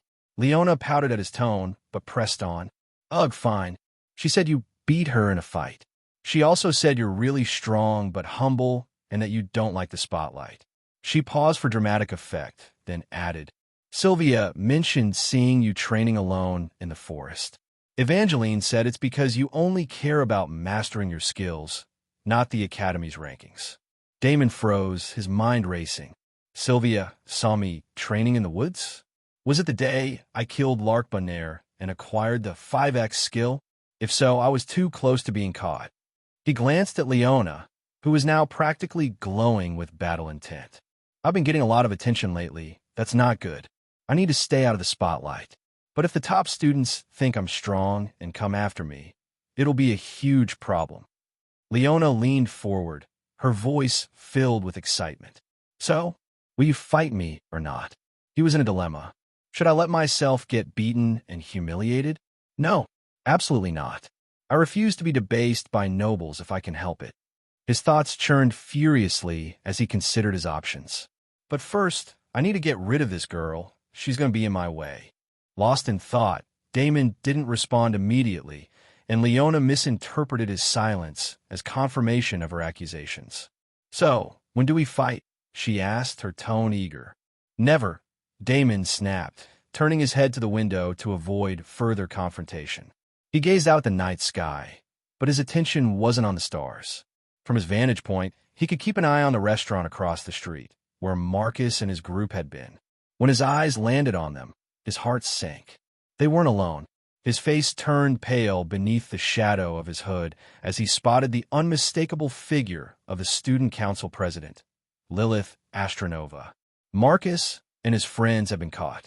First years aren't allowed outside the academy grounds, and, of all people, they get caught by her. To make matters worse, Lilith's sharp gaze shifted toward the tavern. Damon's blood ran cold. She's coming here next. Damon stood abruptly, his chair scraping loudly against the floorboards. Hey, where are you going? Leona asked, confused by his sudden movement. He clicked his tongue in frustration. Leaving her behind was tempting, but he couldn't take the risk. She might blurt something out, especially to someone as cunning and perceptive as Lilith. Without thinking, Damon grabbed Leona's hand. Come on, we're leaving. Huh? Wait, why? She asked, startled by his urgency. Shut up and follow me, he hissed, pulling her toward the back of the tavern. We're being hunted by the student council president. Leona stumbled after him, barely able to process his words. Meanwhile, Lilith was already stepping through the tavern's entrance, her piercing eyes scanning the room. Damon's heart pounded as he realized their window of escape was rapidly closing. Damn it! How am I going to get out of here now? The situation was spiraling out of control. As a probationary student, Damon couldn't afford another infraction. If he got caught outside the academy grounds, his punishment would be severe. And now, with Leona in tow, his chances of slipping away unnoticed were even slimmer. Damon was on edge, his grip firm on Leona's wrist as he pulled her along. He wasn't taking any chances with Lilith Astronova, knowing full well how easily she could extract information. To his surprise, Leona Veilfire didn't resist. The Beast King girl simply followed without complaint, her usual boisterous energy muted. The rowdy noise of the tavern buzzed around them, but Damon noticed a subtle shift in the atmosphere. The kind of shift that told him someone of note had entered. The lowlifes in here are probably debating whether to sell us out to the student council. Reaching the back door, Damon pushed against it with all his weight, but it didn't budge. Huh, crap, it's locked, he muttered, his frustration mounting. Leona blinked, her expression almost comical in its confusion. Now what do we do? Are we in trouble? Damon shot her a glare, barely holding back the urge to smack some sense into her. Did you not read the student handbook? If we get caught by the student council out in town way past curfew, we're in a lot of trouble. Leona bit her lip, finally looking concerned. That sound bad. Damon clenched his teeth, exasperated. Lilith Astronova was not someone to take lightly. From their brief interaction earlier that day, he could tell she was sharp and calculating. Hiding in the back wasn't an option, she'd find them easily. Scanning the room, his eyes landed on a small wooden staircase leading upstairs. "Come on, let's go," he hissed, pulling Leona along before she could protest. When they reached the top, Damon realized the second floor overlooked the ground floor below. A sinking feeling gripped him as he spotted Lilith entering the tavern. Worse still, as if guided by instinct, her sharp eyes drifted upward and locked onto them. Damon's hood concealed his face and uniform, but Leona wasn't so fortunate. Her Academy-issued uniform was impossible to miss. The tavern went quiet for a beat before erupting into laughter and jeers. The patrons, a mix of adventurers and drunkards, found the scene highly entertaining. 50 zenny on the boy and girl," someone shouted. "Ha ha, Hammerhand's not bad, but I bet 25 they get caught." 100 on the pair," another bellowed. Lilith's icy smile silenced the room in an instant. Her mere presence commanded respect, or fear. Damon didn't waste time worrying about the spectators. Dragging Leona further into the upper floor, he darted past a row of rooms, his mind racing. Lilith sighed audibly from below, as if their attempts at escape were a mild annoyance. To her, running was futile. Damon knew better than to let panic consume him. He had learned from his earlier mistakes. This time, he would stay calm and outthink Lilith Astronova. His thoughts turned to everything he'd heard about her. The more he recalled, the colder his blood ran. Lilith Astronova possessed the void attribute, a rare and terrifying magical affinity. Worse still, she was a prodigy who had already reached her third-class advancement. As strong as the professors, and she's coming after me. Damon gritted his teeth. He needed a plan, and fast. Leona seemed frozen, her body stiff the moment Lilith Astronova's cold, calculating gaze swept upward toward them. Damon bit his lip, suppressing a curse. Even if she sees our faces, she can't punish us unless we're caught. That means if we escape, it's over. No loose ends. But the problem wasn't just escaping. It was escaping her. From their vantage point on the third floor, Damon saw Lilith leisurely teleport through the tavern. Her movements were deliberate, like a cat toying with cornered prey, and Damon hated being looked down on like this. Leona, still watching nervously, leaned closer. What do we do? We can't escape her. Should we fight her? Damon's glare could have frozen fire. Are you insane? He hissed. Just shut up and follow my lead. His mind worked overtime. Each second felt like a lifetime as he racked his brain for a solution. Think. What do I do? Outwardly, his expression remained calm, masking the storm inside, so Leona had no idea what he was planning. Then, his eyes fell on a mop resting in a bucket of water. An idea sparked. He grabbed Leona's arm and strode over, pulling the mop out and kicking the bucket over to spill water onto the floor. Without a word, he pushed open a door to one of the rooms, made a mess there too, then stopped and retraced his steps back to another door. Damon pulled it open, shoving Leona inside a closet, and left the door slightly ajar. Stay here and don't make a sound, he ordered in a low voice. Leona blinked, confused but nodded. Damon wasted no time. Pulling off his cloak, he muttered a curse under his breath. Damn it, this cloak cost me 2 zenny and a half. Ignoring the sting of losing money, he draped the cloak over the mop, shaping it into a crude, hooded figure. The window creaked as he opened it, placing the bait on the ledge. He paused, signaling with a shadow, a trick he'd left outside the room as a sentry. The moment it zipped back to his feet, Damon knew Lilith was here. There was no time to hesitate. Activating his skill, 5x to strength, he hurled the mop cloak figure through the window with all his might, sending it flying towards the sky. As soon as he threw it, Damon spun around and dove into the closet where he'd hidden Leona, closing the door behind him. He clamped a hand over her mouth just as Lilith teleported into the room. For a moment, silence reigned. From the corner of her vision, Lilith caught sight of the cloaked figure falling into the alley. With the window wide open and no other sign of the fugitives, she assumed they had escaped. Her lips curled into a faint, calculating smile as she teleported out, pursuing the bait.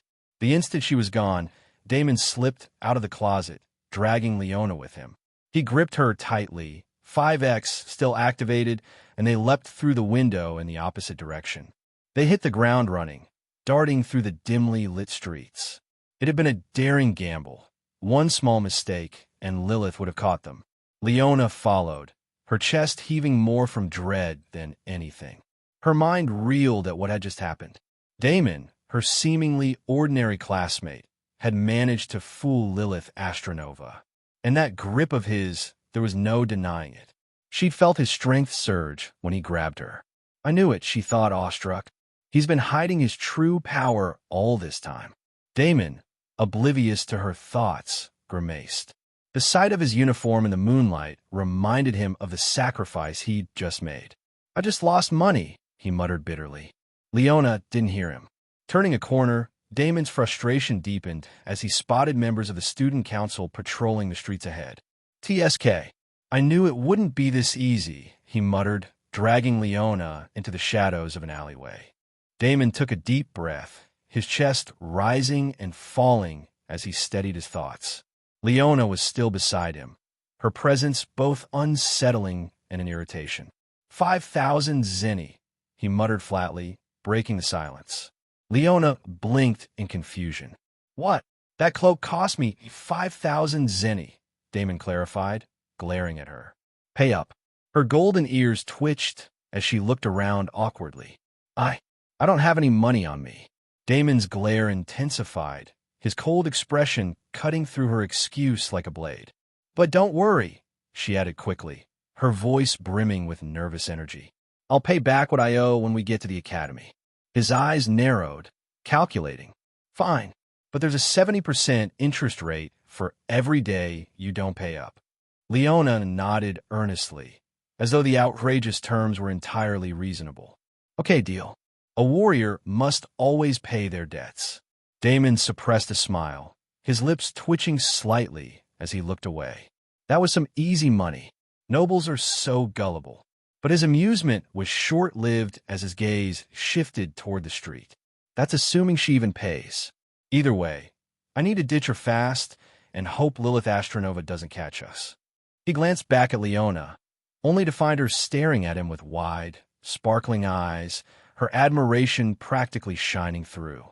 The golden hue of her irises glimmered in the moonlight, making her awestruck expression even more pronounced. You're really amazing, she exclaimed, her voice filled with genuine wonder. I can't believe a first-year escaped the student council president. I didn't even think it was possible to outmaneuver someone at a third-class advancement. I mean, you're incredible. Damon froze. He'd never been praised like this before, and he didn't know how to respond. If she had insulted him for using underhanded tactics, he wouldn't have cared. But this was unexpectedly nice. I'm not that, he began awkwardly, scratching the back of his head. I mean, it's not really anything noteworthy. It was just running away. Leona shook her head vehemently. No, it wasn't. It was a battle tactic, a genius strategy to outmaneuver a stronger opponent. This must be the art of war my father always talked about. You have such a great mastery of it. Art of war, Damon thought, raising an eyebrow. He had no idea what she was talking about, but he chalked it up to some beastkin tradition. That's enough, he said sharply, cutting her off. I need to think. Leona obediently fell silent, her golden eyes still fixed on him with an expectant look. Damon didn't actually need to think. He just wanted to check his system stats. Pulling up his interface, he quickly scanned the numbers. Shadow hunger's growing, but I can hold out until tomorrow. Hopefully, his 5x skill was still on cooldown, much to his annoyance. Once it refreshed, he could transfer the buff to his speed stat and leave Leona behind in the middle of town. It wasn't the most honorable plan, but honor wasn't a luxury he could afford right now. Today's mission was a bust. I didn't do anything productive. If anything, I just wasted shadow energy. The original plan had been simple. Find someone from Marcus's group, hunt them down, and feed them to his shadow. Or at the very least, acquire a decent weapon from the black market. But none of that had happened. And now the student council is on high alert. I don't know how far Lilith Astronova is, but she must be pissed about losing 2 first years who haven't even reached their first-class advancement. The thought made his blood boil. He clenched his fists, suppressing the urge to punch the nearby wall in frustration. Every step forward felt like 2 steps back. Leona tilted her head, noticing his tense posture. "Damon," she asked hesitantly, her voice soft. He ignored her, his mind still racing. "I'll fix this. I just need to play it smart. No more screw-ups." Damon still had Carl's contact memorized, but he doubted the crook's usefulness. Trusting him was completely out of the question. Being a former thief myself, I know there's no honor among thieves. He pushed the thought aside. "I'll call him some other day." While Damon mulled over his options, he was acutely aware that the student council was closing in on every first year in town. Most of them had already been caught. Escaping the town would be difficult, but Damon wasn't one to give up so easily. He had a plan, though it wasn't exactly noble. Leona would be sacrificed for his escape, and to ensure she held no grudges, Damon would make it seem like getting caught was entirely her fault if she got caught. His skill cooldown timer had finally reset. Turning to the beastkin girl beside him, he addressed her in a calm but commanding tone. "Okay, listen up. I imagine the student council has the gates covered, so we need a solid escape plan. I'm not going to coddle you, so you'll have to keep up no matter what. Walking out isn't an option, but—" His dark eyes glanced at her briefly, betraying no emotion. "If we get separated, there are carriages leaving town. The student council doesn't have the authority to check them. Just ask the merchant really nicely." Inwardly, Damon smirked. "Assuming those stingy merchants actually let you board, once we hit the crowd, I'm giving her the slip. With 5x set to speed, I'll be long gone before she even realizes it. If she gets caught, there'll be no proof I was ever in town." He gave her a kind smile, though his thoughts were anything but. "Let this be a lesson, stupid noble girl. Trust no one." Standing up, he prepared to move. "All right, on the count of 3, we run into the crowd. Try to keep up." Leona's golden eyes sharpened, her focus intensifying. "Understood." Damon smiled faintly as he activated 5x. 3. Without warning, he bolted into the bustling crowd, his figure vanishing like smoke. Leona, caught off guard but quick on her feet, rushed after him. Though their academy uniforms made them stand out, Damon moved like a shadow. A former pickpocket, he wove through the sea of people effortlessly, slipping between tight spaces, ducking under carts, and crawling through narrow gaps. Every movement was calculated, every step precise. Leona, on the other hand, struggled. Though fast, she lacked Damon's finesse and understanding of crowds. Each person in her path became an obstacle, and her attempts to push past them only drew more attention. Angry shouts and glares followed her as she inadvertently caused people to stumble, further congesting the streets. Realizing she was causing a commotion, Leona changed tactics. With a leap, she climbed onto a nearby rooftop, thinking she could track Damon from above. But by the time she reached the roof, Damon was already long gone. From her vantage point, she could see the chaotic streets below, filled with merchants, townsfolk, and scattered members of the student council searching for wayward first years like her. Looking out at the vast, bustling town, she couldn't help but feel admiration. "He's really amazing," she thought, her awe growing even more. Her misunderstanding of Damon's abilities deepened, solidifying him in her mind as a strategic genius far beyond her comprehension. Lilith Astronova stood in silence, holding the cloak in her hands.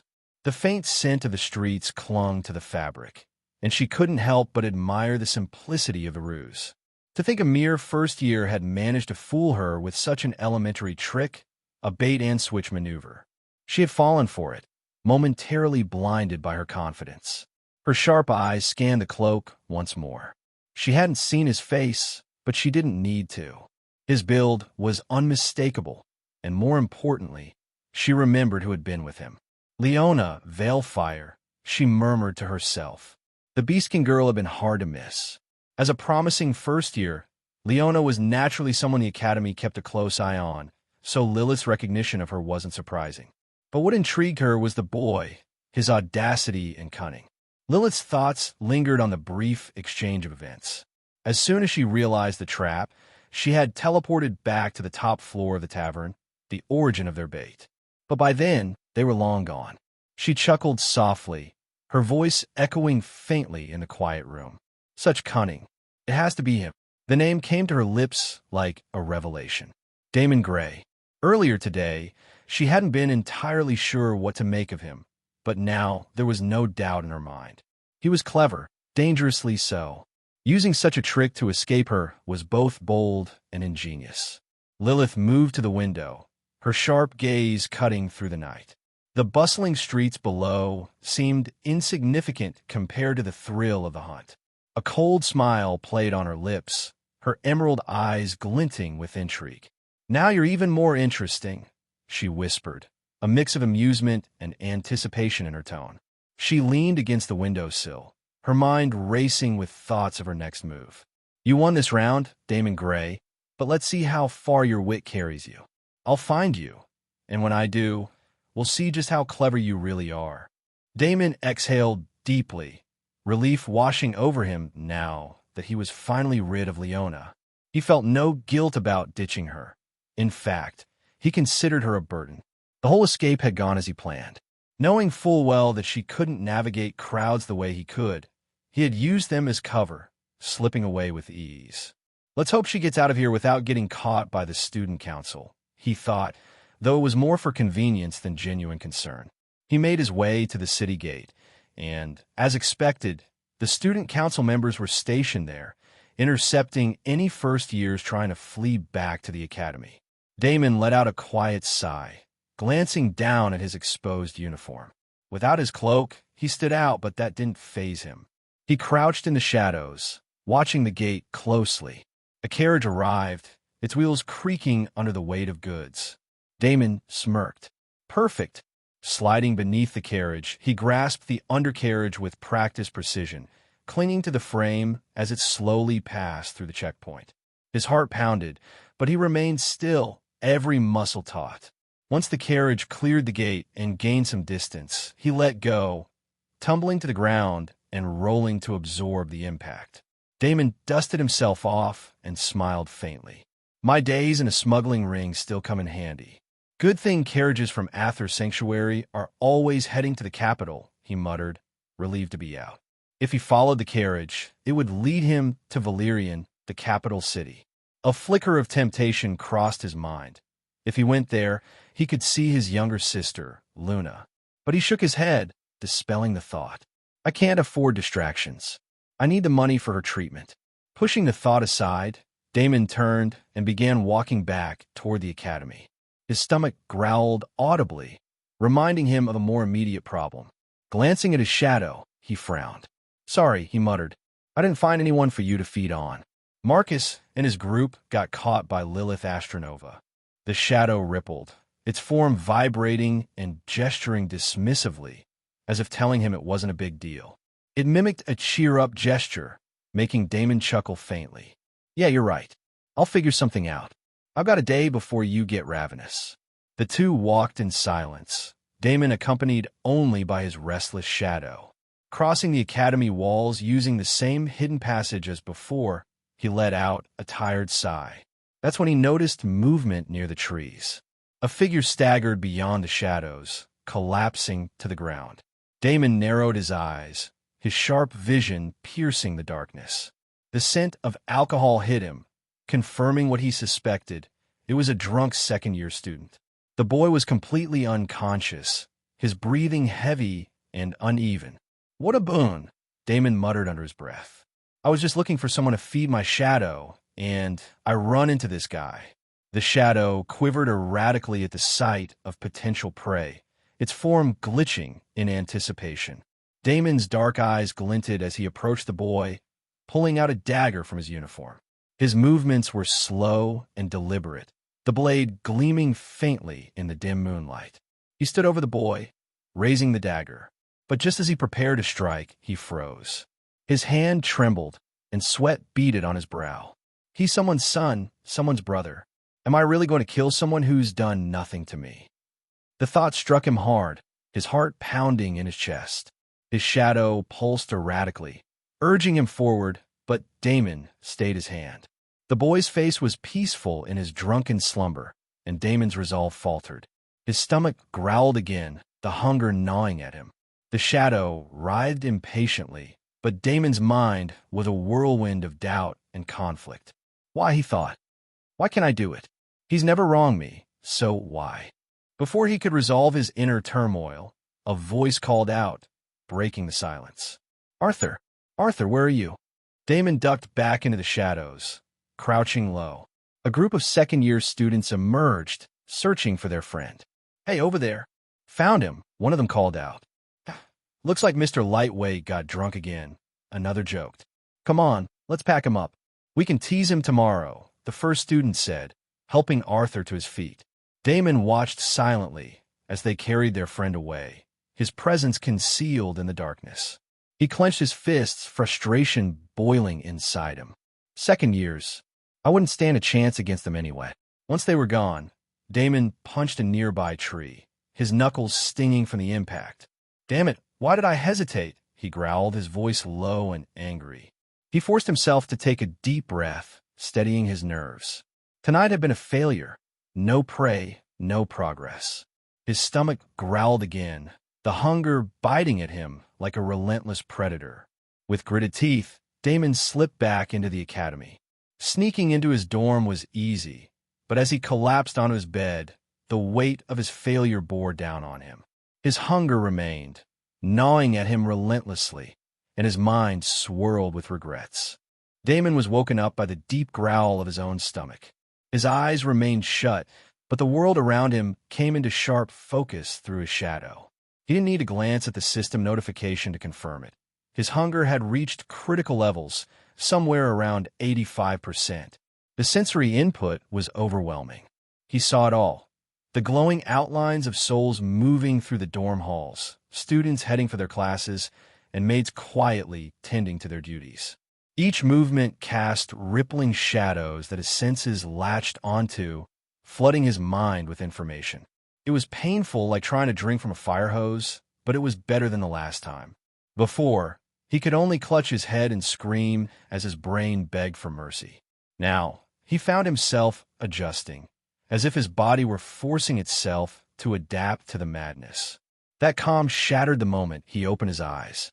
A kaleidoscope of overlapping images bombarded his vision, shadows and souls blending into a chaotic stream of light and dark. Ark! Damon groaned, clutching his head as he rolled on the bed. Cold sweat dripped down his face, and his breathing grew ragged. But slowly, painfully, he forced his mind to settle. Like eyes adjusting to the blinding light of the sun, he began to make sense of the chaos. His body, however, told a different story. Dark circles framed his dilated pupils, and his pale, sweat-slicked skin made him look more corpse than human. His shadow twitched violently by the door, glitching and shifting erratically as if it were an animal ready to lunge. Damon pushed himself upright, only to collapse onto the floor with a heavy thud. He leaned his head back against the edge of the bed, panting. Despite the torment, a strange clarity cut through the noise. It was the same as before, only this time, Damon felt as if he were adapting to the chaos. Even so, the mental strain of perceiving the world through the shadows gnawed at him. This is only going to get worse if I step into a place with too many shadows. The forest, he realized, was both his salvation and his curse. It was the only place where he could hide from prying eyes when his hunger turned him into a monster. But it was also a place riddled with shadows, an endless supply of sensory overload. He clenched his fists and turned his gaze to the system notification hovering in front of him. Shadow hunger, 84%. Shadow is starved. Stats have been significantly boosted. He bit his lip, hard enough to taste blood. What do I do? Damn it, what can I do? I missed my chance yesterday. His hands trembled as he fought the rising panic. Hunger clawed at his insides like a beast demanding to be fed. Yet, despite the madness, Damon forced himself to stay seated, gripping the edge of the bed as if it were the only thing anchoring him to reality. Damon rose from his bed, his body sluggish and his stomach gnawing at itself. He shuffled into the bathroom, the cold water from the shower washing over him, momentarily dulling the burning hunger that threatened to consume him. His vision was still off, muted shades of black and white made it difficult to focus. After the bath, he returned to his room, calling his shadow back to him. It detached from the door and slithered across the floor like a living thing before merging into his own. Instantly, the overwhelming sensory overload ebbed, leaving his mind quieter than it had been moments before. He blinked, surprised. "Oh, wait, what? You were the one causing that." The shadow didn't respond. Its form was erratic, flickering as though it had gone feral. Damon had seen it like this before, during the peak of his hunger. At times like these, it didn't behave with its usual intelligence or eerie camaraderie. It was pure instinct, driven only by its ravenous nature. He exhaled deeply. "Don't expand my perception like that, okay? Please." The word please slipped out unbidden, a desperate hope that it might heed him. But he knew better. The shadow was merely biding its time, conserving energy until his hunger hit 90%. At that threshold, it wouldn't wait for permission. It would take over and pounce on the nearest prey. A quick glance at the system confirmed his fears. Shadow hunger, 84%. That left him with just 6%. Not much time. Damon left his dorm, keeping his head low as he moved through the halls. Even with his vision monochrome, the glow of people's souls burned brightly in his mind. Every passing soul tempted his senses, but he kept himself focused on the day ahead. His schedule was mercifully light. Only theoretical classes today. No strenuous activity, no practical work. Damon figured the significant stat boost he'd received from his shadow's predatory nature was the only reason he hadn't collapsed entirely. It was a cruel trick of evolution. The stronger he grew, the better he'd be at hunting. But fighting burned energy, and energy was something he couldn't afford to waste. He had a plan to conserve himself by sleeping through the class. It was simple, but hunger complicated everything. The blackouts, the surges of aggression, the constant mental strain, all of it made him more volatile. He slumped into a seat at the very back of the classroom, lowering his head onto the desk. His stomach growled incessantly, making it hard to relax. The professor began the lecture, droning on about topics Damon barely registered. He kept his head down, staring at his flickering shadow on the floor. "Don't do anything, don't do anything," he muttered under his breath, repeating the words like a mantra. As long as it behaved, he wouldn't be bombarded by the unbearable sensory input. But then the shadow shifted, its head-like form turning toward a specific direction. Time passed, and Damon, unable to sleep, finally raised his head. He regretted it instantly. The room was flooded with the glow of souls, but two lights stood out above all others. The first was a golden blaze, blinding and radiant like the midday sun, Evangeline Brightwater. Her soul burned with such intensity that Damon almost winced. The second was new to him, a gentle, silvery white light, soft and serene like moonlight. Sylvia Moonvale, the elven girl, sat beside Evangeline. His stomach growled audibly. Damon couldn't take his eyes off them. The predatory instinct in him surged, his pupils dilating as his gaze locked onto the two brightest souls in the room. From the front of the class, the professor's voice cut through the haze. "Damon, is there a reason you're staring at Evangeline and Sylvia with such intensity?" The room fell silent. Every pair of eyes turned to Damon, including those of the two girls. But Damon was lost in his reverie. He answered honestly, his voice dripping with hunger. "Because I want to eat them." The professor blinked, stunned, before bursting into laughter. The rest of the class followed suit, assuming it was a poorly timed joke. Damon wasn't joking. The noise shattered his trance, and he quickly lowered his head back to the desk, avoiding the stares of Evangeline and Sylvia. "I need to leave, or I'll do something I'll regret." Without hesitation, Damon stood and began walking toward the door at the back of the classroom. The professor called after him, frowning. "Damon, where do you think you're going?" He didn't stop or turn around. His voice was flat, carrying a weight of finality. "Anywhere that isn't here." "Stop right there, young man. Class is still ongoing." The professor's firm voice echoed through the classroom, stopping some of the murmurs as Damon marched toward the door. Damon didn't even flinch, his steps resolute. His hunger was unbearable, gnawing at him like a parasite. He wasn't just leaving to escape the professor's lecture. He was escaping himself. If his shadow's hunger reached 90%, he wouldn't just be a problem for the professor. He'd be a threat to everyone in the room. And he wasn't naive. The same professor who now ordered him to stop would undoubtedly move to kill him if he transformed into a monster. The door was tantalizingly close, but just as he reached out to push it open, it slammed shut on its own. Damon's stomach sank. Did you not hear me? Class is still ongoing. Or at the very least, explain yourself, or else. The words hung in the air like a threat. Or else what?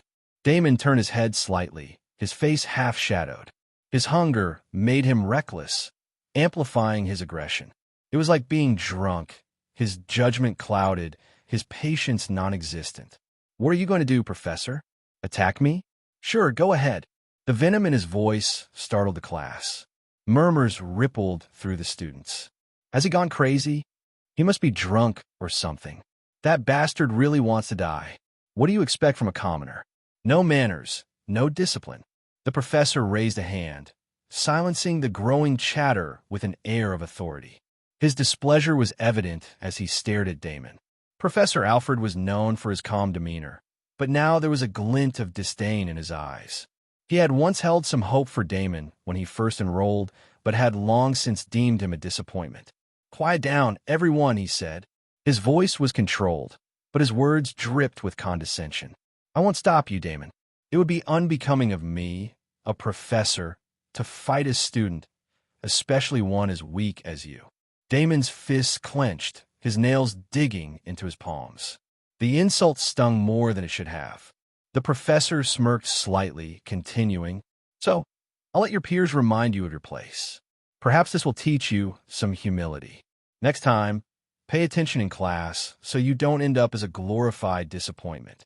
Damon turned fully, his vision narrowing as his anger surged.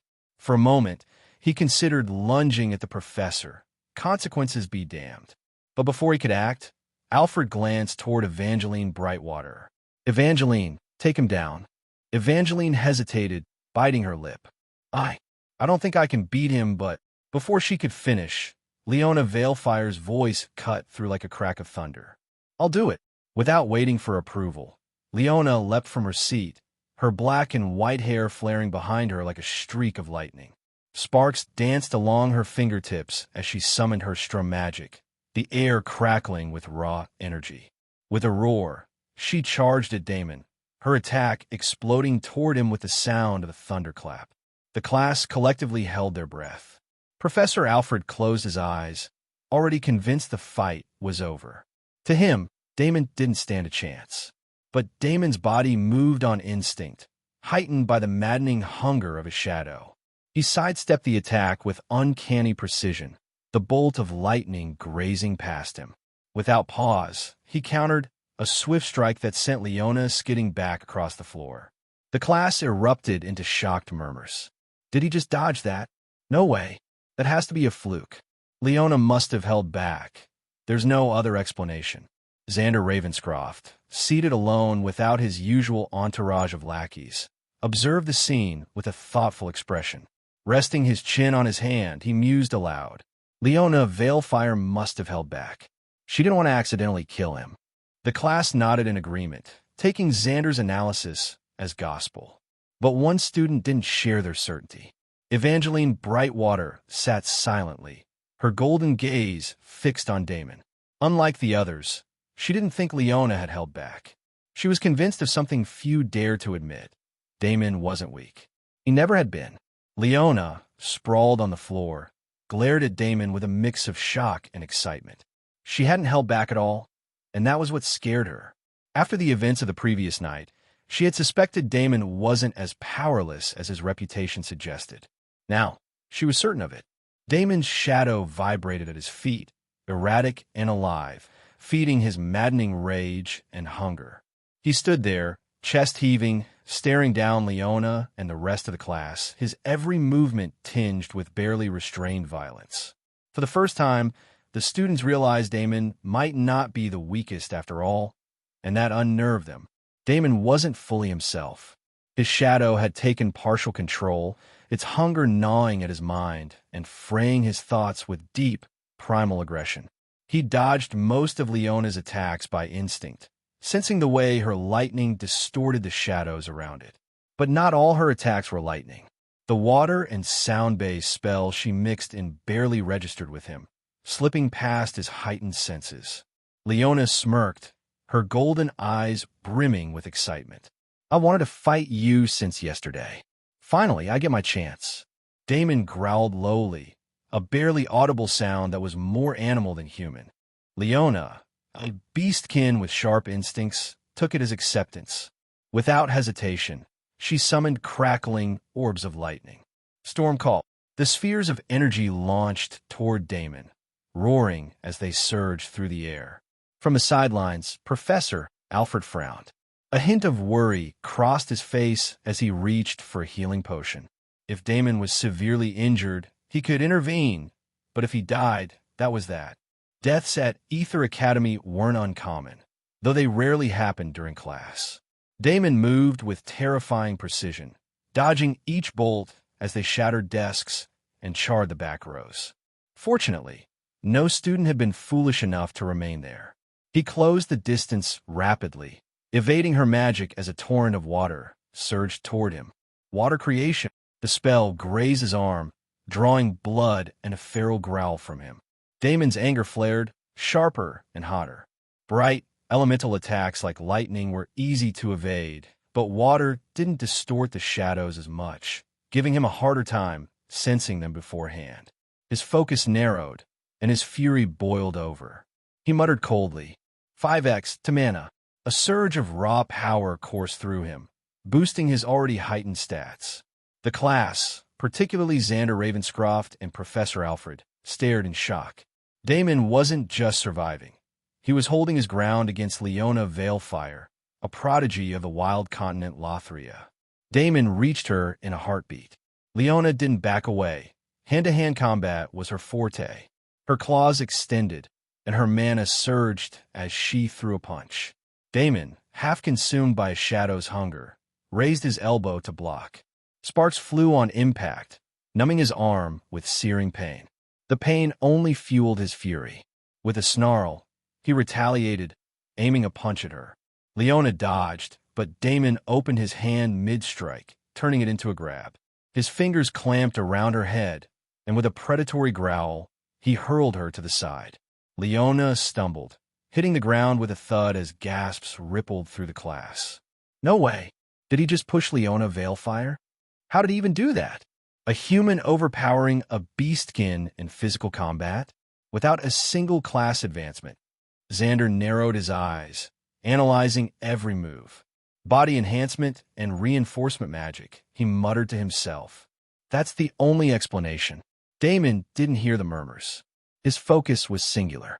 He charged at Leona, who shifted to a defensive stance. Her technique was flawless, but fighting Damon was like battling a wild beast. He fought with raw instincts, his every move fueled by the primal desire to kill and devour. Leona could feel his killing intent. It was suffocating.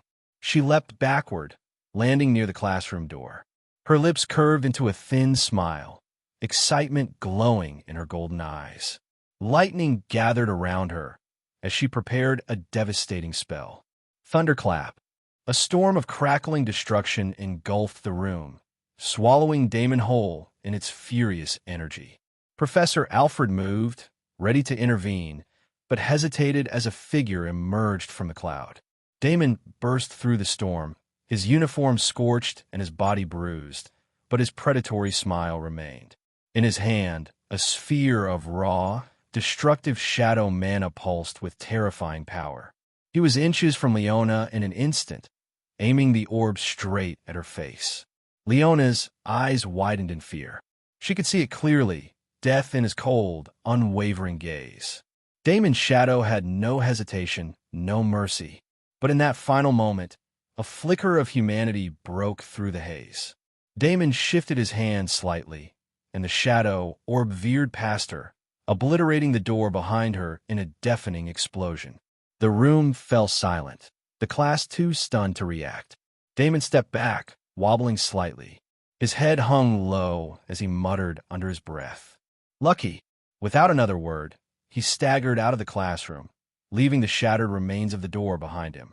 Professor Alfred's face was a mix of shock and confusion. Xander Ravenscroft's expression, however, was darker. Since when did that commoner possess this kind of power? He needed to ask Marcus and his other lackeys after they finished serving their punishment. Damon wandered through the halls, his hunger clawing at him once more. This time it was stronger. He was lucky he'd regained control, but next time he might not be so fortunate.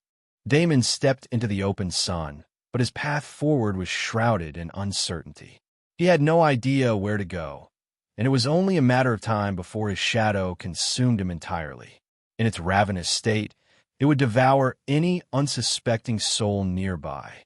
It wasn't the act of eating someone that worried him. It was the consequences. This was Aether Academy, a place where even the faintest hint of a monster drew the attention of merciless professors. If anything that looked remotely inhuman appeared in broad daylight, it would be killed without hesitation. Questions could wait for the aftermath. Damon knew he wouldn't survive such an encounter. The academy, once meant to be a sanctuary for students, now felt like a death trap. There was only one solution. I have to escape outside the academy. It was a desperate gamble. If he could make it past the grounds, he could head for the nearby town, Aether's sanctuary. There, amidst the unsuspecting townsfolk, his shadow could find a meal, helpless and unprepared prey. The thought twisted his gut with guilt, but it was better than dying here. Without wasting another second, Damon bolted. His battered body, bruised from Leona's lightning attacks, protested with every step, but he kept moving. His uniform had begun to mend itself, the fabric stitching back together, though it did little to ease his pain. He sprinted toward the hidden passage, a student escape route rarely used under the watchful eyes of the academy. When he reached the edge of the tree line, he stopped abruptly. Fear gnawed at him as he bit his lip, hesitant to move forward. His shadow pulsed beneath him, its chaotic energy feeding his mind disturbing images. The tree's shade was dangerous. It amplified his shadow's senses, overwhelming him with its vast perception of the world. Damon glared down at the erratic darkness swirling at his feet. "Hey," he hissed through gritted teeth. "Don't spread your senses into the shadows under the trees. If you do, we won't find any food to eat." There was no response. His shadow had spiraled too far into madness. Damon couldn't tell if it even heard him or if it cared. As he stepped closer to the shade, the reaction was instant. The moment his shadow touched the tree's darkness, a sharp, searing pain erupted in his head. Damon stumbled, clutching his temples as he fell to his knees. "Stop, stop, stop," he roared, his voice cracking under the strain. The shadow flickered, glitching out of existence for a fleeting moment, and then silence. Damon collapsed, gasping for breath. Cold sweat drenched his body as he trembled violently. His hands dug into the dirt, and for a brief second, the pain subsided. Clarity returned, sharp and unforgiving. His dilated pupils reflected the terror clawing at his soul as he whispered the question that had haunted him all along. "Am I finally going to die?" The thought froze him in place, the fear threatening to crush him entirely. But then his jaw tightened and his fists clenched. "No," he growled, his voice trembling with dire determination. "No, not yet." Gritting his teeth, Damon forced himself to his feet. His legs wobbled under him, but he refused to give in. Fear might have paralyzed him, but his will to survive burned stronger. He took a shaky step forward, then another, his mind set on the escape route ahead. Damon stumbled to his feet, forcing his legs to move as he bolted toward the waterway. His breathing was ragged, and every muscle in his battered body screamed in protest. He couldn't stop, not now. His only chance was to escape the academy before his shadow consumed him or someone else. The forest loomed ahead, dense and foreboding. He ran off the road, staying close enough to keep sight of it, but far enough to remain hidden. The shadows beneath the trees stretched, and twisted unnaturally as his own shadow pulsed erratically. Its senses expanded outward, overwhelming him with a flood of disjointed information. The world around him became a chaotic blur. Damon tripped, his foot catching on a root. He tumbled forward, crashing to the ground and rolling painfully over uneven earth. Dirt clung to his face, and his uniform was stained with grass and mud, but none of it compared to the pounding in his skull. He groaned, clutching his head as the kaleidoscope of shadow-born information assaulted his mind. Every tree, every leaf, every insect within the shadows range-fed into his consciousness in unbearable detail. Crawling weakly to a nearby tree, Damon leaned his back against it, his chest heaving as he tried to steady his breathing. "Make it stop. Please stop. It hurts," he whispered hoarsely, the words spilling from his lips over and over. His eyes clenched shut, trying to block out the sensations, but it was futile. The shadow's perception extended far beyond his physical senses. It was as though his mind traveled through a vast, alien network of darkness. His shadow wasn't just spreading, it was searching for prey, and it found something. Damon could feel the presence approaching, but his focus splintered between the agony of starvation and the torrent of sensory information. He hugged his knees, trembling as he gasped for air. The target drew closer. Damon barely registered the sound of approaching footsteps until a calm voice broke through his haze. "An academy student. What brings you out in the woods, young man?" The shadow recoiled instantly, withdrawing its senses like a startled beast. Damon's breathing steadied just enough for him to look up. Through his distorted vision, he squinted at the figure before him, his dilated pupils struggling to adjust. A man stood there, a hunter by the looks of him. He was older, perhaps in his 50s, with a long, graying beard and a muscular frame. He wore practical hunter's garb and carried a bag of supplies, a bow slung over his shoulder, and a freshly hunted deer carcass. The man's blue eyes held a kind light, his expression a mixture of worry and curiosity. Damon remained wary, his body tense despite his exhaustion. Who are you?" he croaked, his voice barely above a whisper. As if on cue, his stomach growled loudly, causing Damon to wince and clutch his abdomen. The hunter's lips curled into a warm smile. "Ah, you must be hungry, little guy. Hold on, I've got some rations in here." He dropped his supplies and rummaged through his bag, eventually pulling out a small pouch of dried food. He held it out to Damon, who eyed it suspiciously despite the gnawing hunger in his eyes. Noticing Damon's hesitation, the hunter chuckled. "Smart young man, All right, here." Without offense, he took a piece from the pouch and ate it himself, chewing with deliberate ease. Satisfied, Damon snatched the pouch and devoured its contents without restraint. The dry rations were rough and tasteless, but to him, they felt like salvation. The hunter watched with amusement, leaning back as Damon tore through the food. "My name's Carmen Vale," he said, his voice warm and steady. "I'm a hunter around these parts." Damon finished the last of the rations, but his stomach growled again, louder this time. His hands pressed against his abdomen as he muttered. "Hungry." Carmen let out a hearty laugh. "No problem, kid. Good thing I've got this deer." With practiced ease, Carmen gathered firewood and started a fire. He skinned the deer and sliced off its thighs, rubbing a mix of spices over the meat before setting it over the flames. "All right, let's see how much you can eat." Carmen laughed again, a booming sound that echoed through the forest. Damon watched cautiously. The hunter moved with an ease and openness that unnerved him. He left his bow and arrows within arm's reach of Damon, his back fully exposed. There was no trace of suspicion or guardedness in Carmen's demeanor, only kindness. To Damon, this kind of generosity felt alien, even dangerous. He couldn't understand why someone would act this way. And so, even as his body screamed for nourishment, his mind remained on edge, scrutinizing the man before him. Damon Grey was a jaded young man, his life shaped by a series of harsh lessons that had made him bitter and distrustful. Kindness was not something he encountered often, and when it came, it felt alien, a massive cause for suspicion. As the hunter, Carmen, roasted the deer thighs over a modest fire. Damon's sharp eyes scrutinized every movement he made. The man was a puzzle, too trusting, too open. Damon had learned to survive by questioning everything, and Carmen's easy manner only heightened his caution. The hunter spoke about his life, filling the silence with tales of hunting trips, his family, and his youthful adventures. Damon didn't respond, but he listened, his gaze flicking between the fire, the man's hands, and his surroundings. The only sound he made was the faint rustle of his clothes as he shifted uncomfortably. Carmen, sensing the boy's wary nature, ensured his every action was visible. He even exaggerated his movements as he prepared the meat, smiling occasionally, though Damon's expression remained guarded. Meanwhile, Damon's shadow writhed like a living entity, reacting to his hunger.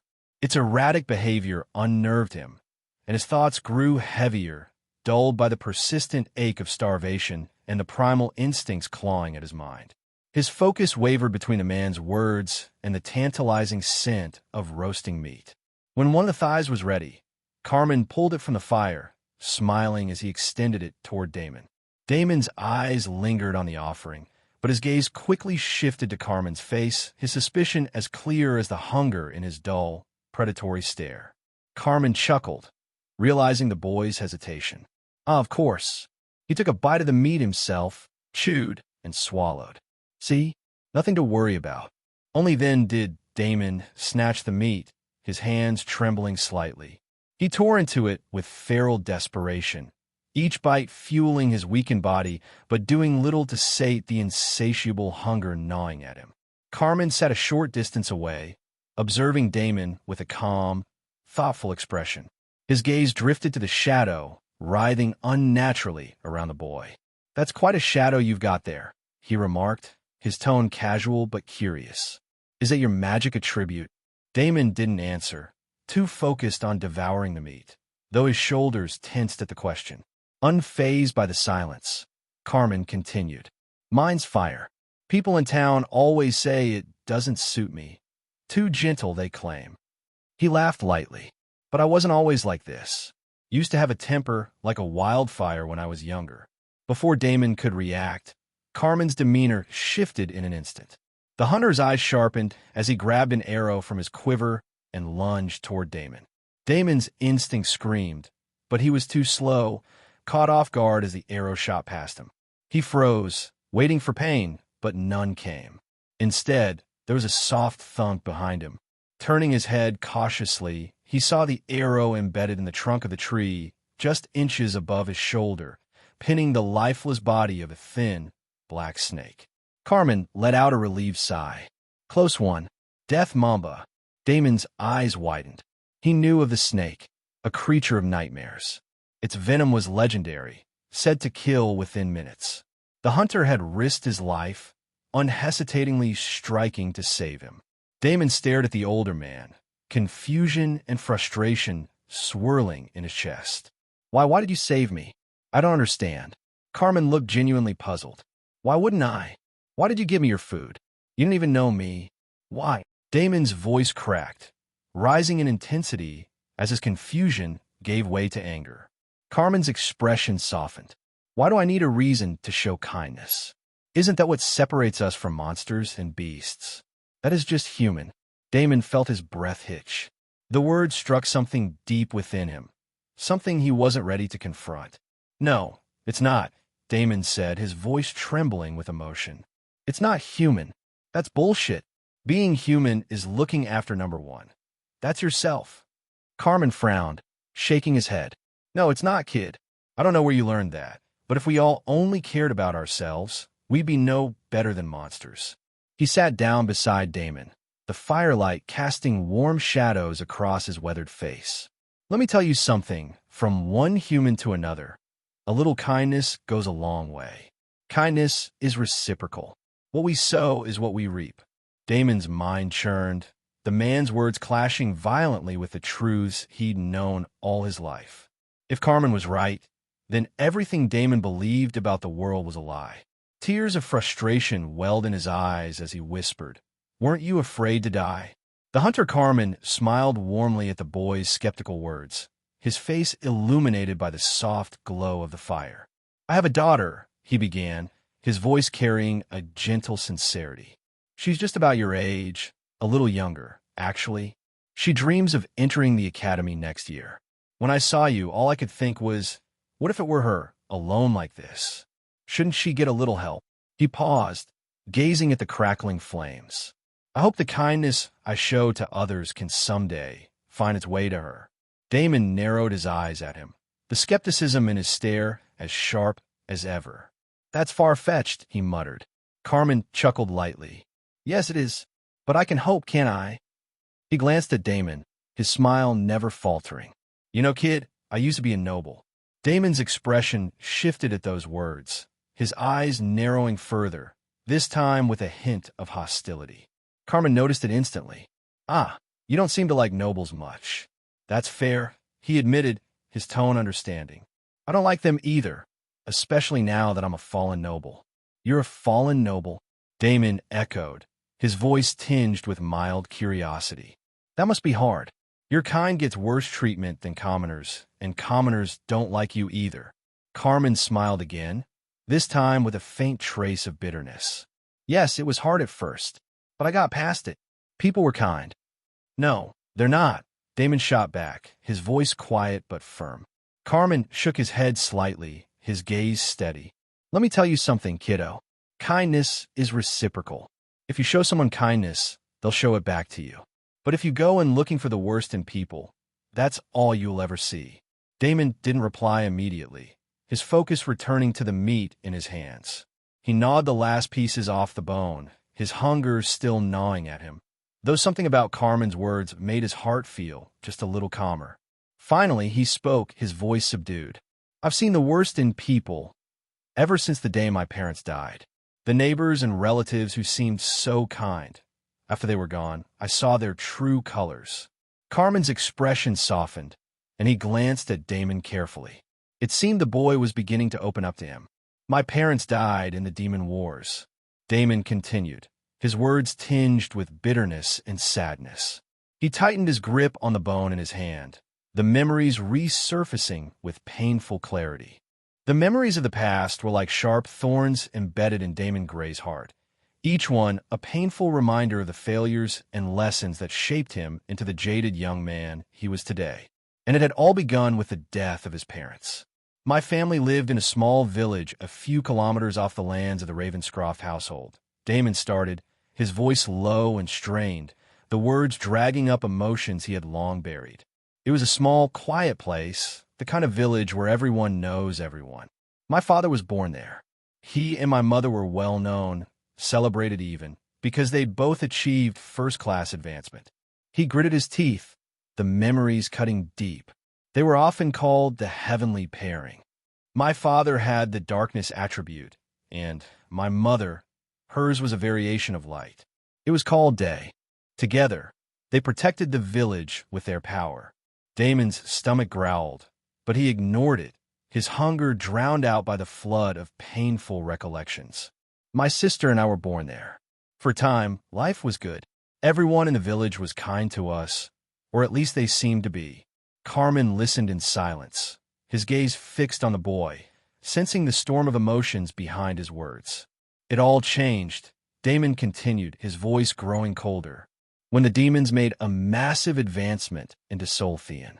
The war worsened, and my parents, being at the first-class advancement, were conscripted by the nobles and forced to fight." He lowered his head, his shoulders trembling slightly. "They left us behind, my sister and me. At first, the village still treated us kindly. But then, one day, the news came. Our parents were dead." Carmen's eyes lingered on Damon's face, noting the twisted smile that barely masked the deep pain in the boy's dark eyes. "Only two things were returned to us," Damon continued, his voice tight. "My father's broken sword and a locket that belonged to my mother." Damon clenched his fists. "The village held a funeral.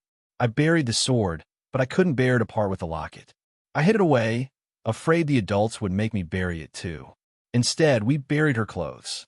Carmen glanced up at the sun filtering through the trees, his heart heavy with sympathy for the boy's loss. "With our parents gone, The only relatives we had in the village were my father's distant cousin. We didn't know much about my mother's side, only faint clues from the stories she used to tell us about her brother. Looking back now, I can guess she might have been a noble. But what does that matter? Knowing wouldn't have helped us. 2 orphan children left to fend for ourselves. Bitterness laced Damon's words, his tone hardening as he continued. Our new guardians showed their true colors soon enough. He paused, his jaw tightening. They'd always sucked up to my parents when they were alive. But after they were gone, everything changed. They moved into our house, and suddenly everything we did was wrong. They found fault with the slightest thing and used every excuse to beat and starve us. I tried to shield my little sister as best I could, using my juvenile body to protect her. It wasn't long before I was covered in scars. Carmen's eyes glistened with unshed tears as he listened, his heart breaking for the boy.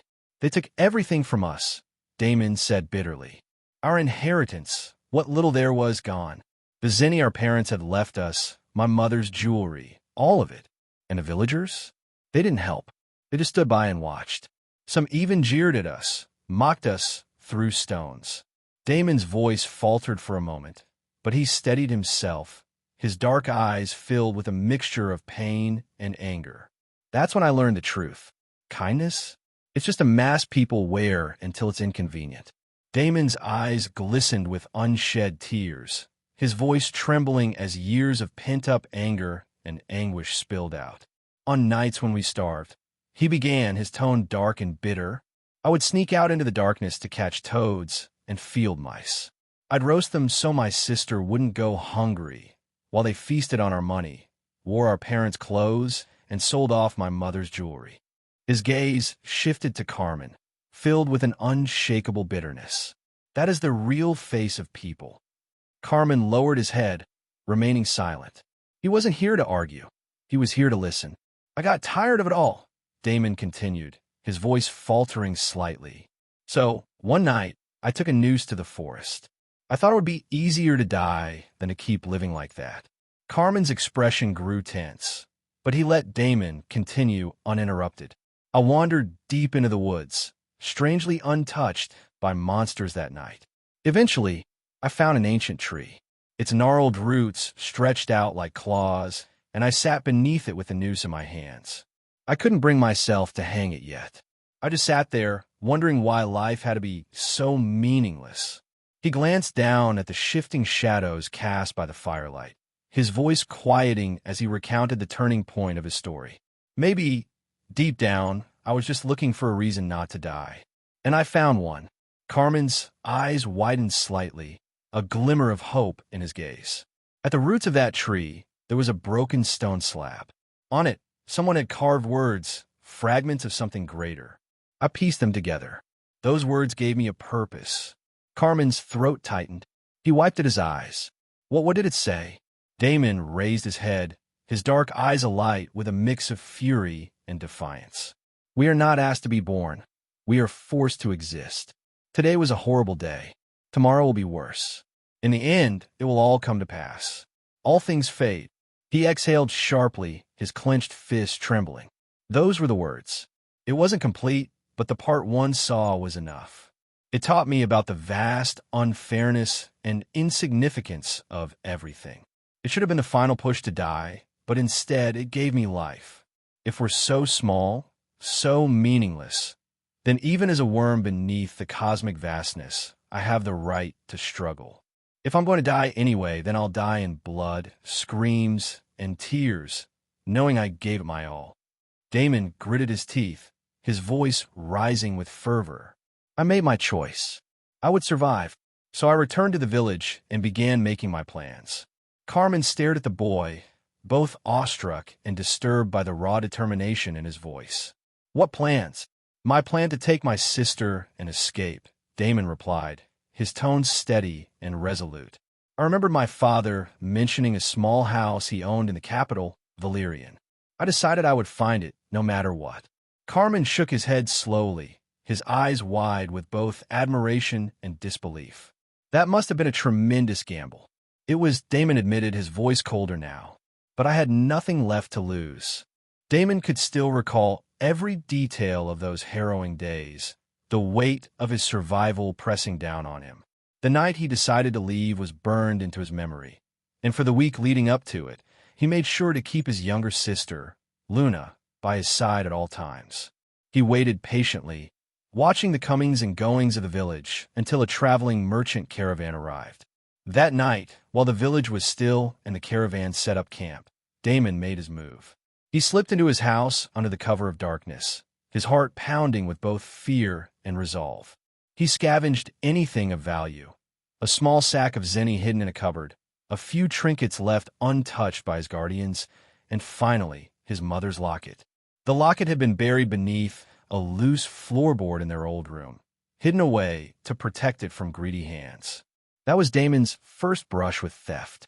The memory was vivid, every sensation seared into his mind. His hands trembled as he dug up the locket, its metal cool against his fingertips. Luna, confused but trusting, clung to him as he gathered their meager belongings. She didn't understand what was happening, but as long as she was with her brother, she felt safe. In the early hours of the morning, Damon approached the caravan leader, having prepared everything he could. He offered the man all he had, only to be swindled, charged double the fair price for their passage. That was Damon's first encounter with trickery. The journey to the capital was treacherous. Aetherus was a world where monsters roamed freely, emerging from dungeons scattered across the land. The roads were perilous, and traveling with a caravan offered only a fragile sense of safety. Damon and Luna came close to death on multiple occasions. Once, a pack of dire wolves attacked their convoy, leaving Damon clutching Luna tightly, prepared to die protecting her. On another occasion, someone in the caravan tried to sell Luna into prostitution, forcing Damon to fight tooth and nail to protect her. From each trial, Damon learned and adapted. Each betrayal, each struggle, hardened him further. By the time they reached the capital, the naive boy who had once wanted to die beneath an ancient tree was gone, replaced by someone colder, sharper, and far more bitter. Carmen listened intently to Damon's tale, his expression somber. He could see the boy's pain and the resilience forged through suffering. "You've been through a lot, kid," Carmen said quietly. "But it got better, didn't it?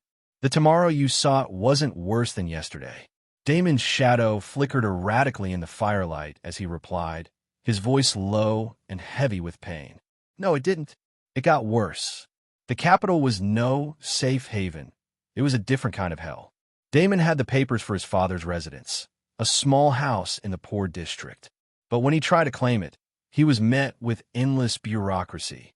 He had to deal with the war banks, who demanded proof of ownership now that his father was dead.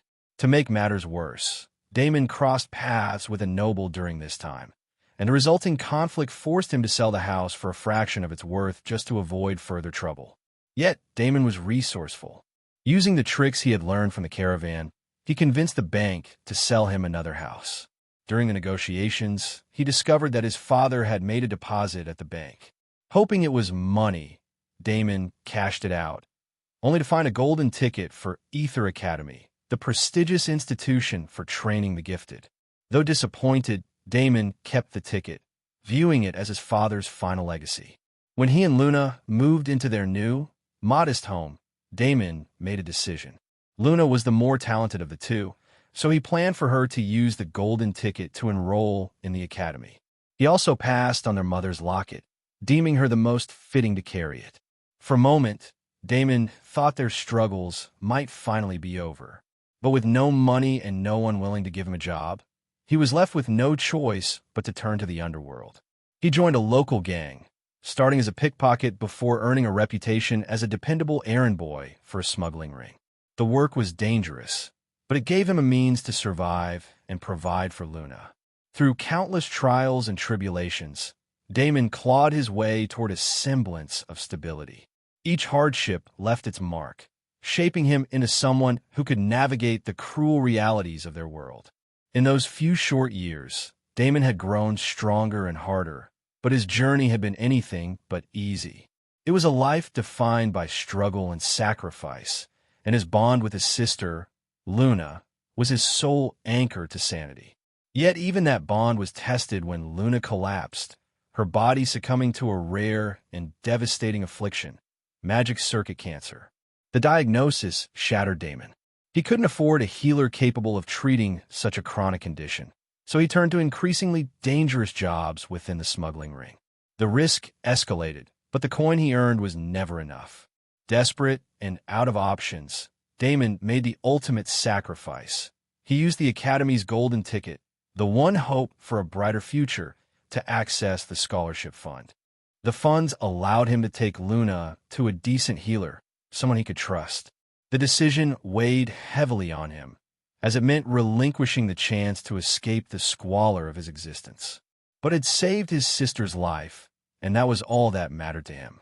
Now, as he recounted his tale, Damon's voice faltered. His gaze was distant, fixed on his erratic shadow flickering along the ground. Across from him, Carmen listened with an expression of profound sympathy. "You are strong, Damon, truly strong," Carmen said softly, his tone filled with admiration. Damon's lips quivered, his eyes glistening with unshed tears. "I'm sorry." Carmen tilted his head, his kind smile unwavering. "There is nothing to be sorry for." But Damon shook his head, his voice breaking as tears streamed down his cheeks. "I'm sorry." His trembling hands balled into fists. "I'm sorry, but I can't die yet. I can't let myself die. I'm sorry." Carmen's expression shifted, concern replacing his smile. Damon's tone carried a haunting finality, as if his apology was not meant for the words he had just spoken, but for something darker. The boy's gaze lifted, meeting Carmen's with an almost pleading look. "I'm so sorry. Please forgive me. I'm sorry."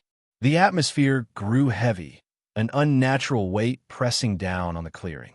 Carmen could feel the shift in the air as Damon's shadow began to writhe, rising up unnaturally and wrapping around him like living tendrils. Ding! Shadow hunger levels, 90%. Shadow is ravenous.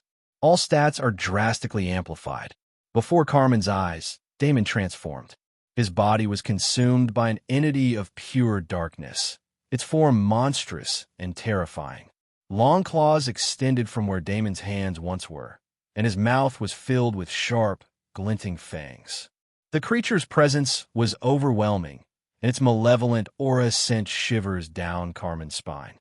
Yet, even in this twisted form, the monster spoke, its voice distorted and filled with despair. I am sorry."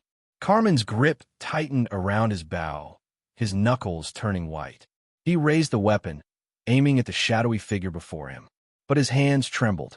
Somewhere within that abomination was still the boy who had poured his heart out just moments ago. "That thing, it's just a child," Carmen whispered to himself, hesitation creeping into his mind. It was a hesitation that cost him dearly. In the blink of an eye, the shadowed claws tore into his chest, piercing flesh and bone with devastating force. Carmen gasped, blood pouring from his mouth as he staggered back, his bow slipping from his grasp. The pain was excruciating, but his gaze remained fixed on Damon, or what Damon had become. Through the haze of agony, Carmen heard the monster's voice once more, trembling and broken. "I'm sorry." Despite the mortal wound, Carmen's lips curled into a faint smile. Blood dripped down his chin, soaking his beard as his vision blurred. "You're strong, kid," Carmen rasped, his voice barely above a whisper. "You're a survivor." His words hung in the air as his eyes dulled, the light fading from them. Even in death, his face held a gentle smile, a final act of compassion for the boy who had become a monster. The shadow devoured Carmen. His body was consumed whole, and for a brief, harrowing moment, Damon hesitated to return to his human form. A deafening growl erupted from him, a primal roar that echoed far and wide. It was a sound imbued with raw emotion, rage, sorrow, and helplessness all intertwined. Then, like water cascading from a broken dam, the shadows retreated from his form, revealing the trembling figure beneath. The voice of the system rang out, cold and indifferent. "You have slain Carmen Vale. You have received 5 attribute points. You have acquired the skill Remorseless. Your shadow is full." Damon fell to his knees, clutching his chest as pain shot through him. Tears streamed down his face, hot and relentless. He had opened up to Carmen Vale, shared his story, his pain, and his vulnerability. And in the end, he had devoured him. What hurt more than anything was the memory of Carmen's final moments. The man hadn't raised his weapon, hadn't fought back, even as death loomed. His parting words and gentle smile were alien to Damon. He didn't understand kindness, had never truly known it. As a scream of anguish began to build in his throat, a sudden coldness spread through his heart, like ice freezing over turbulent waters. His mind, though heavy with grief, became unnaturally calm. He whispered to himself, "Oh, I see. It must be the effect of my new skill." Standing slowly, Damon realized the hunger that had driven him earlier was gone. His gaze shifted to the hunting bow that had belonged to Carmen Vale, now lying discarded on the ground. "Kindness isn't reciprocal," Damon muttered, his tone void of emotion. "Because people like me exist, people who repay kindness with malice." Though his voice was steady, tears still streamed from his eyes. He bent to pick up the bow, cradling it in his hands. "Even so, thank you. Thank you for showing me kindness and for reminding me that hesitation is weakness. I promise I will survive no matter what." His grip on the bow tightened. "If I can, I'll try to show kindness, but it will always come second to survival." Wiping his tears away, Damon glanced at the blood-stained ground. "I can't give you a proper burial. It would leave too much evidence." "I'm sorry." Placing a hand over his chest, he whispered, "I hope you rest eternal within me." The strange coldness lingered, his new skill suppressing the chaos of his emotions, forcing his mind into a sharp, analytical state. He worked quickly, erasing any traces of his presence. Returning to the snake's carcass, he froze, remembering how Carmen had risked his life to save Damon from the death mamba's bite. A pang of guilt struck him, momentarily breaking through the icy calm. "Sorry," he whispered, clenching his fist. It took him minutes to cover his tracks. He climbed a tree to scan the area, ensuring no evidence was left behind. Satisfied, he broke a few branches in the opposite direction to mislead any trackers.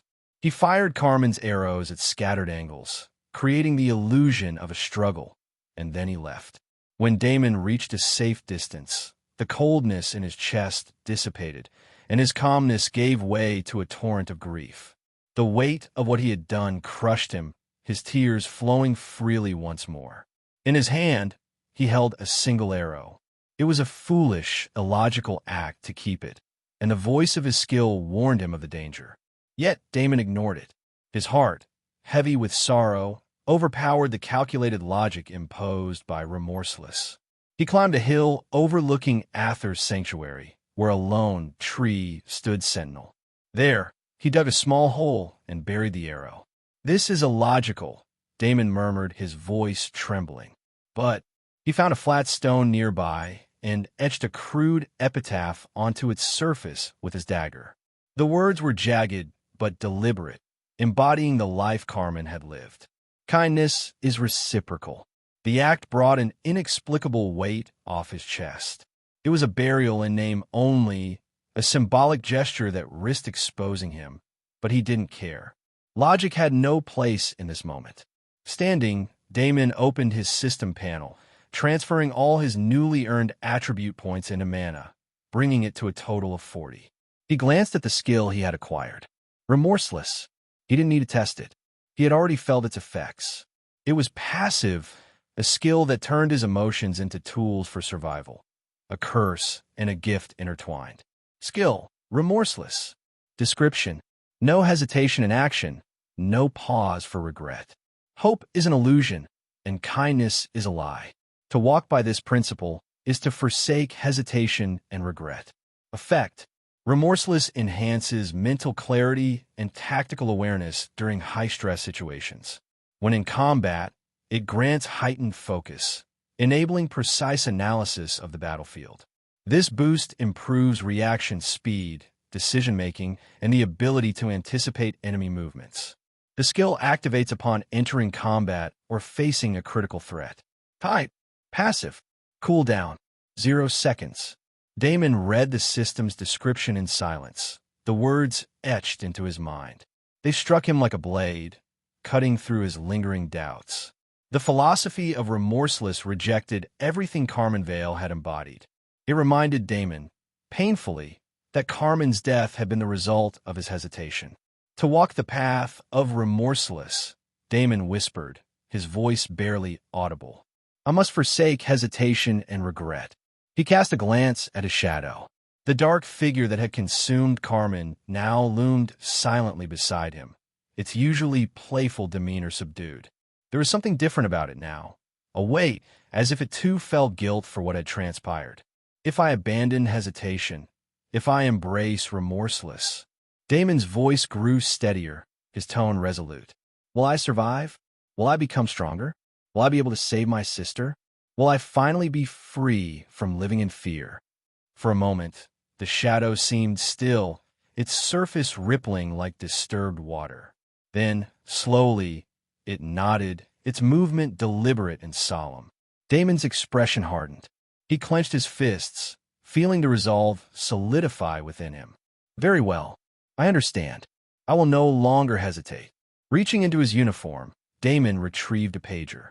Its faint light illuminated his face as he pressed the buttons with purpose. He dialed a number, waiting for the faint static before speaking in a low, controlled voice. It's me. Meet me 3 kilometers northwest of the town. I'm going to need some tools.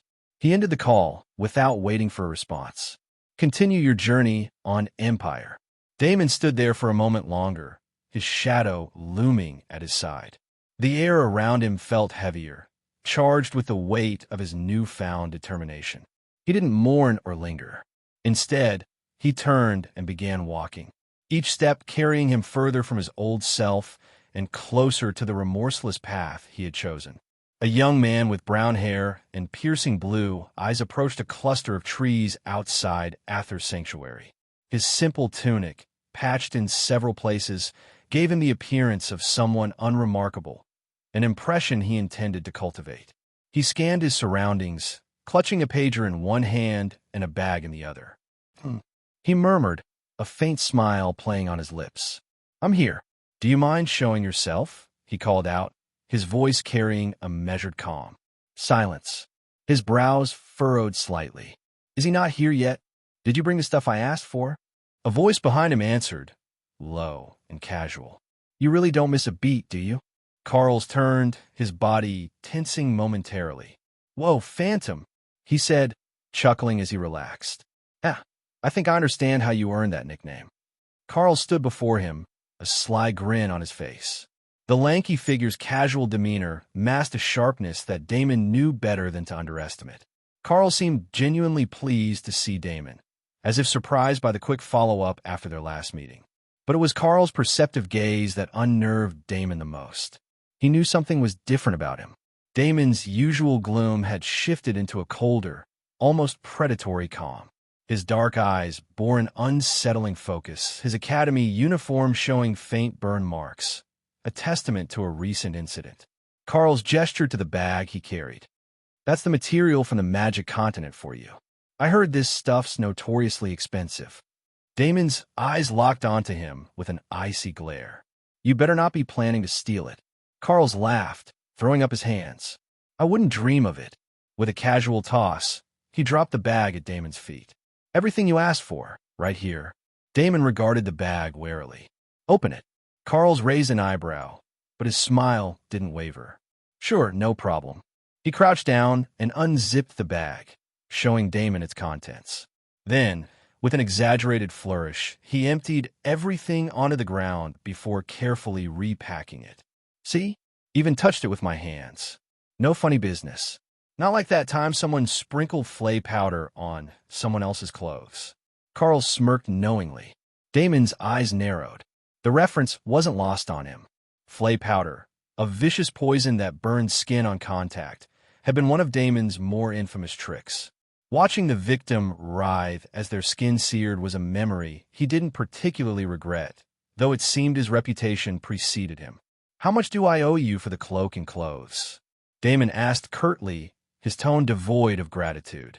Carl's waved a hand dismissively. Nah, it's on the house. U.S. Street, rats gotta look out for each other, you know? Damon's eyes narrowed further. He didn't buy Carl's act for a second. There was always an angle, some long-term favor or hidden profit. I don't like owing favors. Damon tossed a small pouch of zenny toward him, suppressing the pang of irritation at parting with his money. Carl's caught it with a chuckle, shaking his head.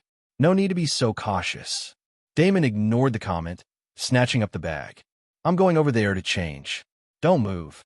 He disappeared behind the trees, shrugging off his academy uniform with its telltale scorch marks.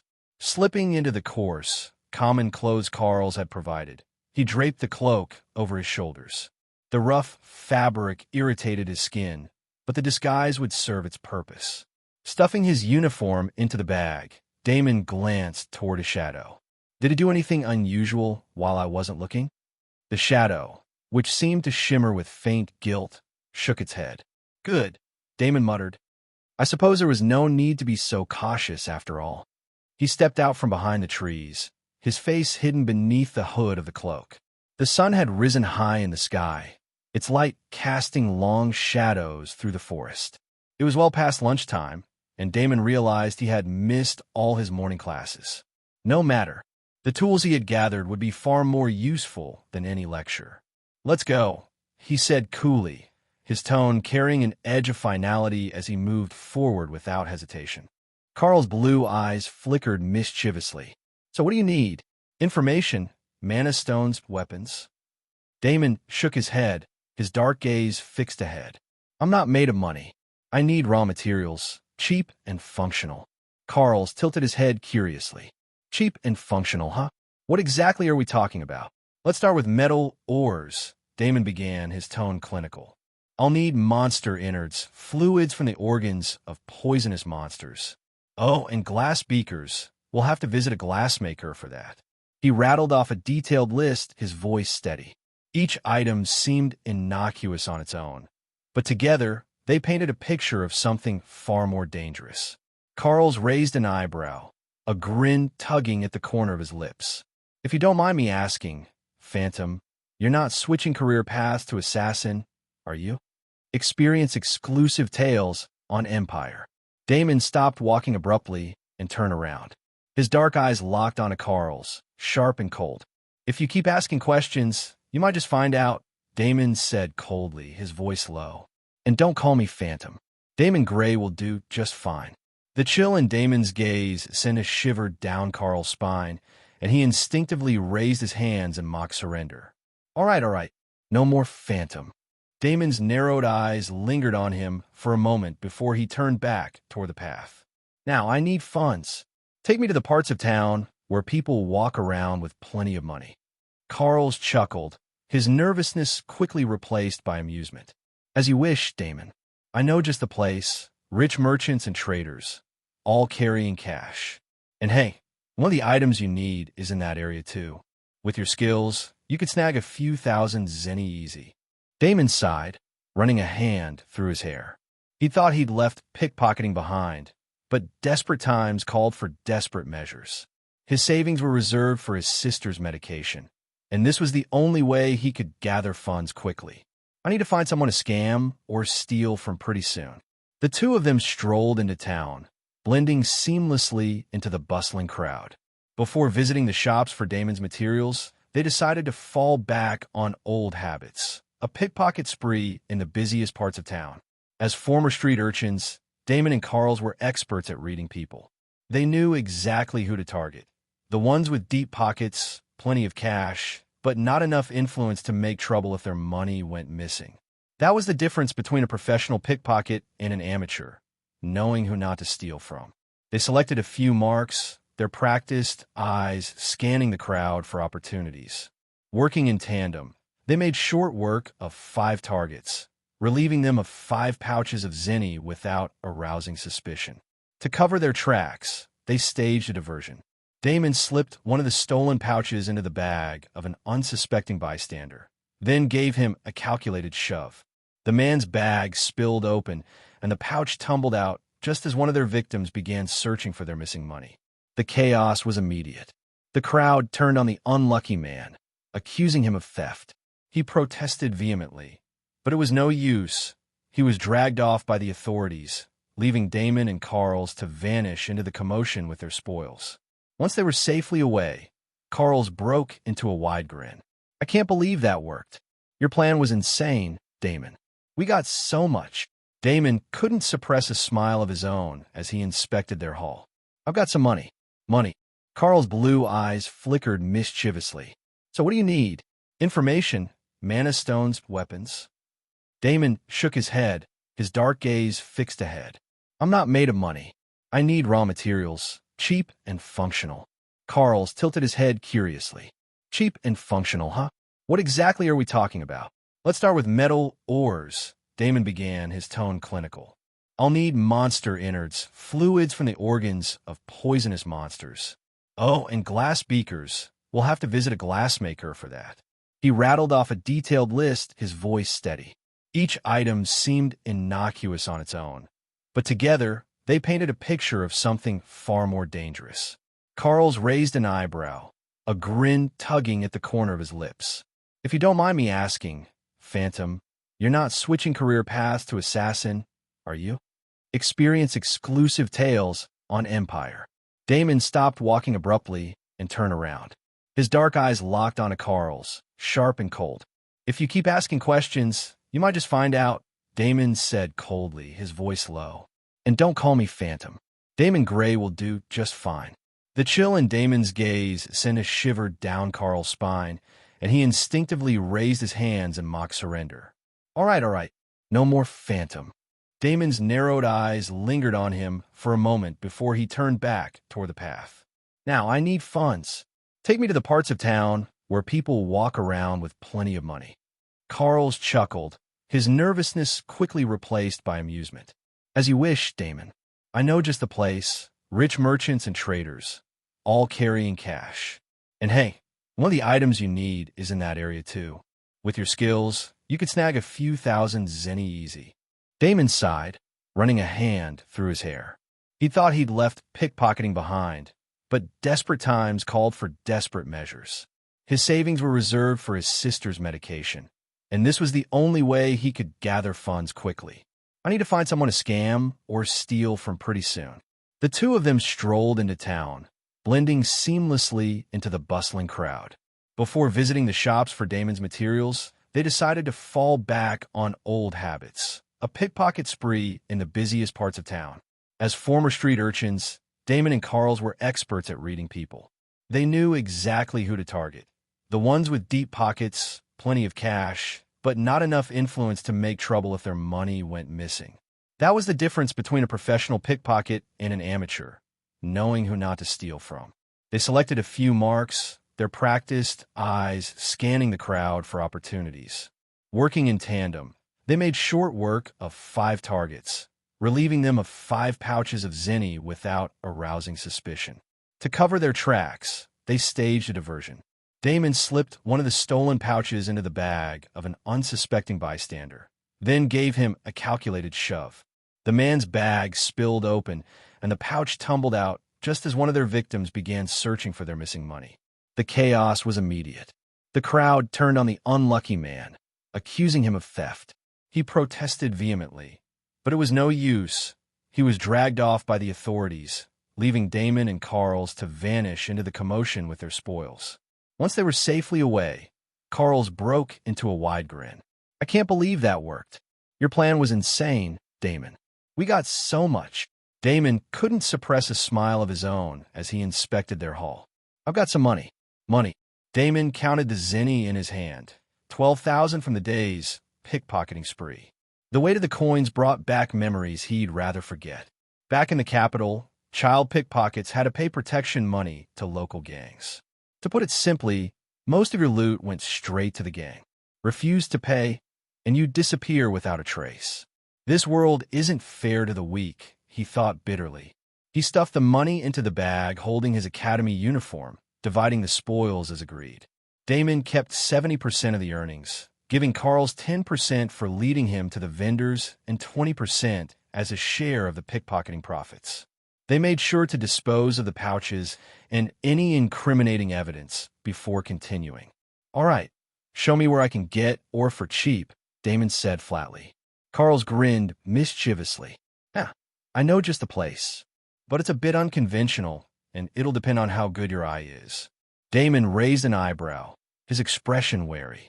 And where would that be? Carl's brushed his brown hair aside and smirked. Follow me. Damon hesitated for a moment, his eyes flicking to his shadow, which remained still. Its silence was reassuring, but he still muttered under his breath. Keep an eye out for tricks. The shadow stirred slightly, acknowledging his command. Satisfied, Damon followed Carl through the winding streets until they arrived at an old, dusty shop.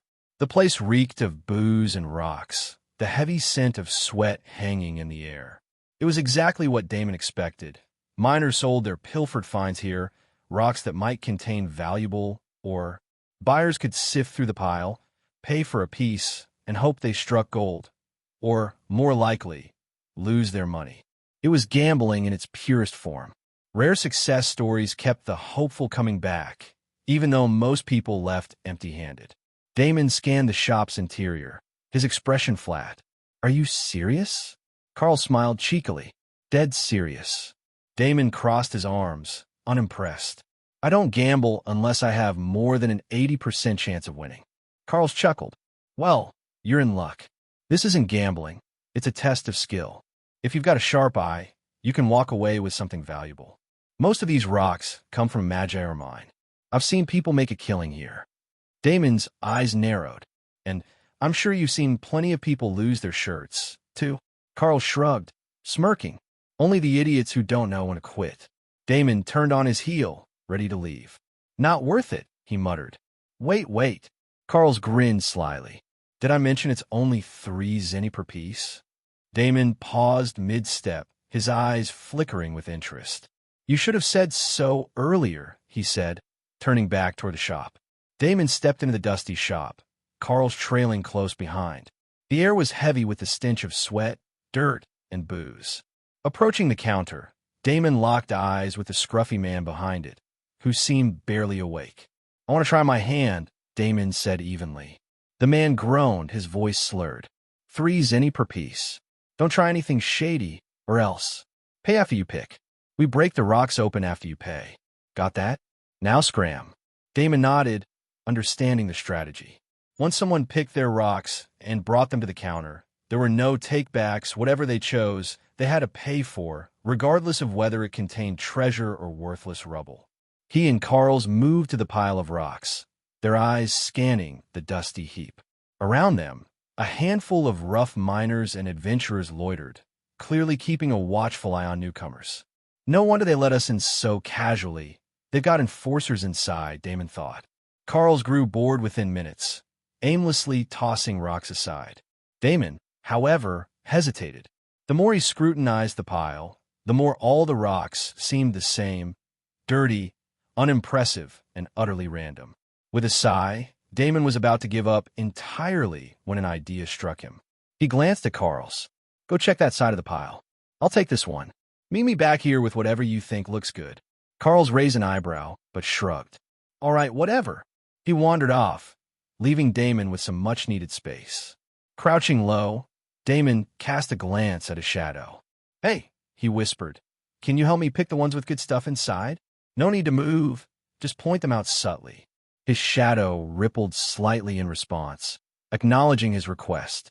Damon knew his shadow had a strange perception of the world, able to see things that ordinary eyes couldn't. If it could see souls, surely it could identify hidden treasures.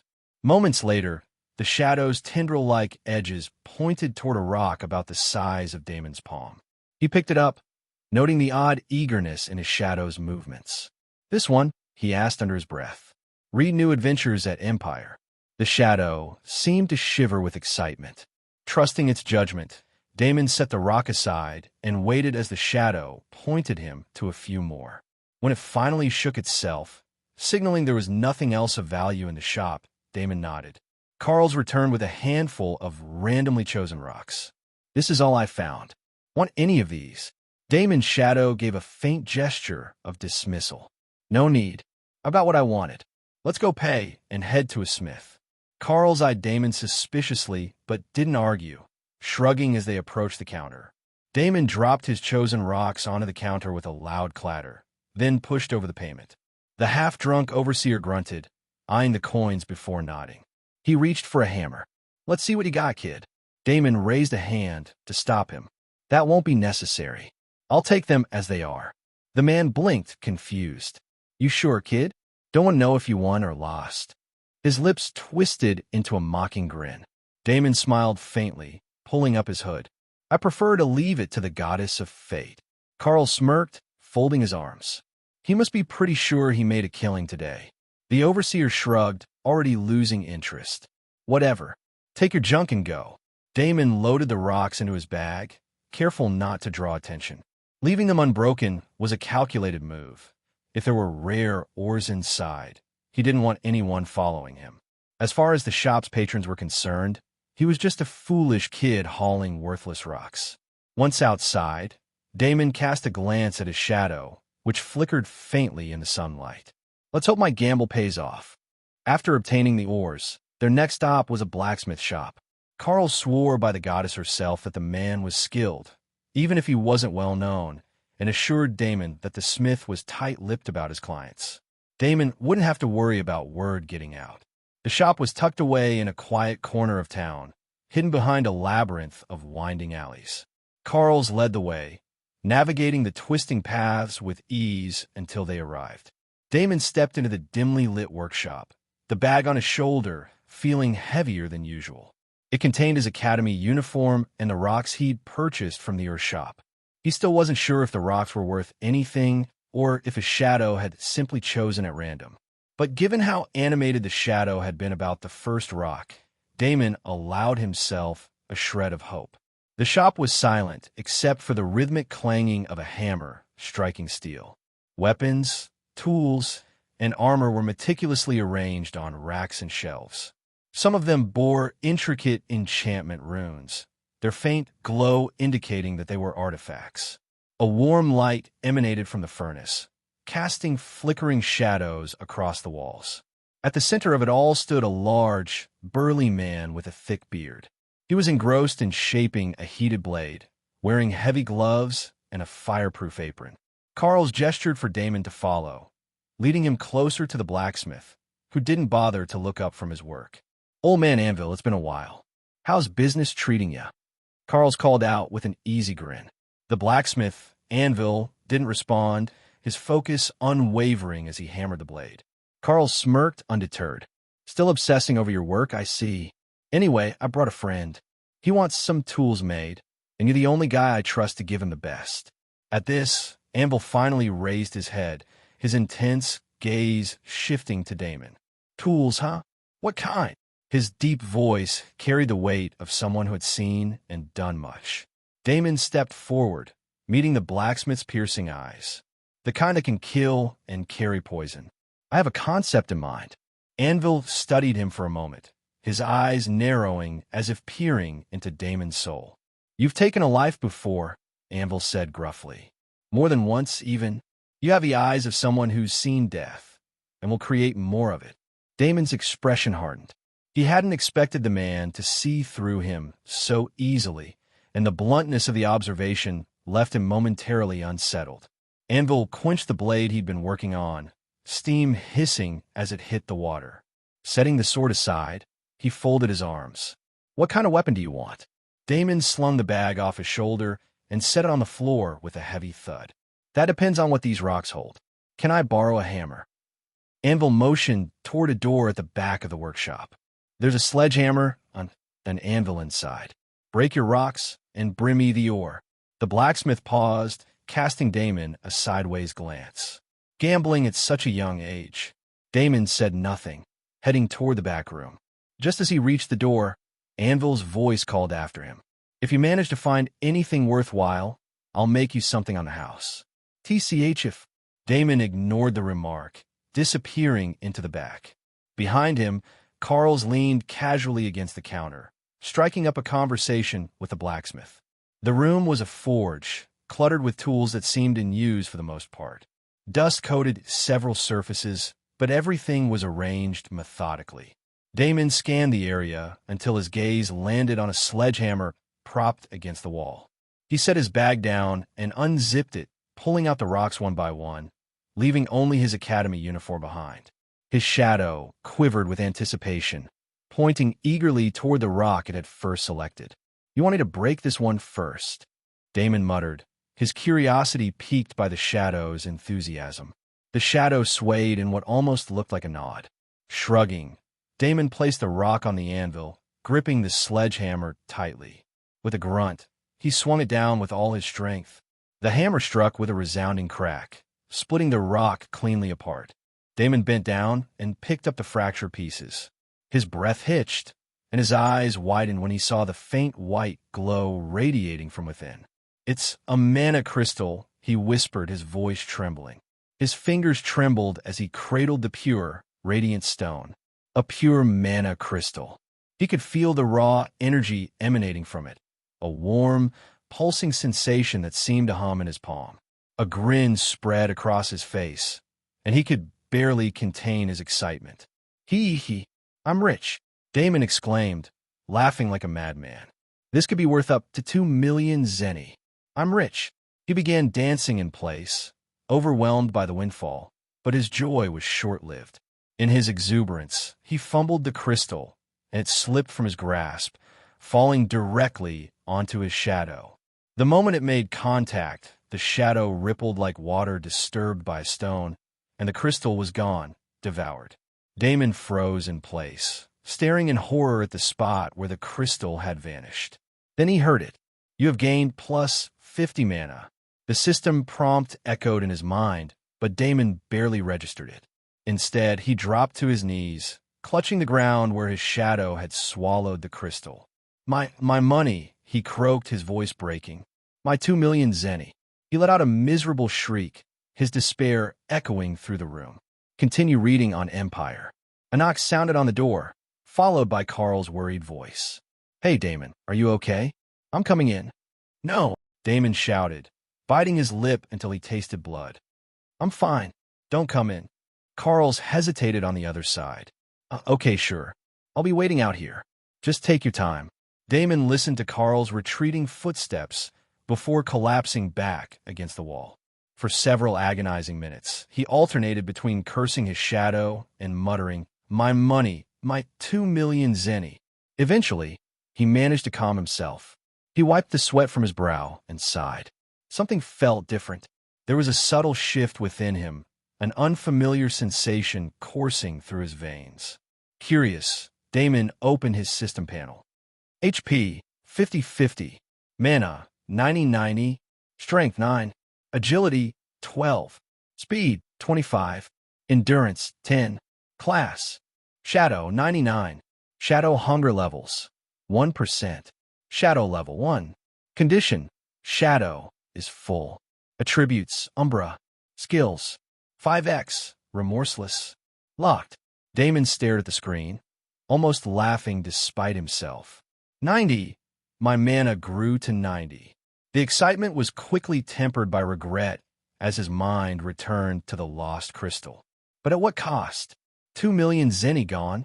His shadow flickered, as if sensing his discontent, but remained silent, watching him with what Damon could only describe as a hesitant expression. After a moment of reflection, Damon took a deep breath and forced himself to think rationally. Money could be earned again, rapidly raising his mana capacity. However, that was priceless. "So," Damon muttered, turning his attention to his shadow. "You eat mana crystals too, huh? And instead of feeding shadow hunger, it boosts my mana directly." "Interesting." The shadow rippled slightly, but made no response. Snapping out of his reverie, Damon straightened his back and grabbed the next rock. He didn't have all day, and there was still more to break open. There was no telling what other surprises these stones might hold. Damon emerged from the forge minutes later, his expression darker than before. During this time, Carls had been chatting with the blacksmith, Anvil, convincing the standoffish man to assist Damon. While Anvil wasn't the friendliest, Carls knew him well enough to push past his prickly demeanor. When Damon stepped in the main shop, Anvil glanced at him. His sharp eyes immediately caught the shift in Damon's demeanor. The coldness in the boy's gaze had been replaced by something deeper, a painful, hollow look, as if he'd just endured a significant loss. Anvil smirked knowingly. Looks like you suffered quite the blow. And here I thought you were walking out with some rare treasures. Carls, ever the optimist, tried to cheer Damon up. No worries, Damon. Life's full of wins and losses. You'll bounce back. Damon didn't respond. He silently slung the bag off his shoulder, set it on the counter, and pulled out the ores he had collected. Anvil's smirk turned to a mocking grin, but quickly froze when his eyes landed on the materials Damon produced. His hands trembled slightly as he picked them up to inspect them. This is magicite, Anvil stammered, his voice barely above a whisper. He turned to another piece, his face growing pale.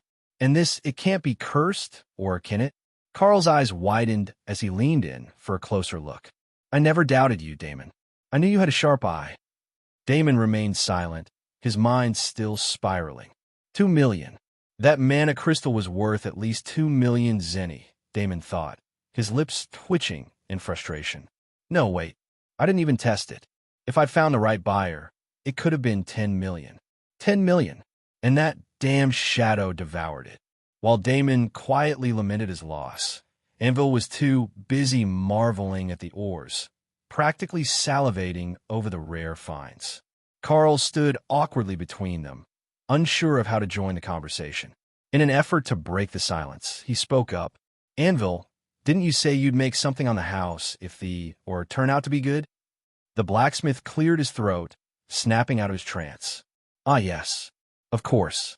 So what do you have in mind, kid? Damon's lips pressed into a thin line as he considered his options. He finally nodded and spoke. I need arrows. They should have hollow tips that can carry poison. I also want twin daggers forged from the magicite. As Damon explained, Anvil grabbed a notepad and began sketching out designs. The arrows, Damon continued, should have heads made from the cursed ore. Anvil raised an eyebrow, but didn't interrupt, letting Damon elaborate. Cursed ore, Damon said, kills magic on contact and slows the flow of mana. It's toxic and attracts monsters. Perfect for arrowheads. He hesitated before adding, experience new stories on Empire. I don't want them handled directly for too long. The effects aren't safe. Anvil nodded, jotting down notes. What about the dagger? Use the magicite, Damon instructed. Its ability to absorb magic makes it perfect for close combat. I want a compartment in the hilt for storing and releasing poison when needed. Anvil hummed thoughtfully, his hand gliding over the notepad as he worked. Anything else? Damon's eyes gleamed with determination. A collapsible bow. Make it lightweight, compact, and durable. It needs to be easy to assemble and disassemble. Same with the arrows. Everything has to fit under my academy uniform. Anvil looked up, impressed despite himself. You've thought this through. Damon ignored the compliment and added one final request. And a hook. Something strong but small enough to carry discreetly. Anvil leaned back, reviewing his sketches. This'll cost you. Damon smirked faintly.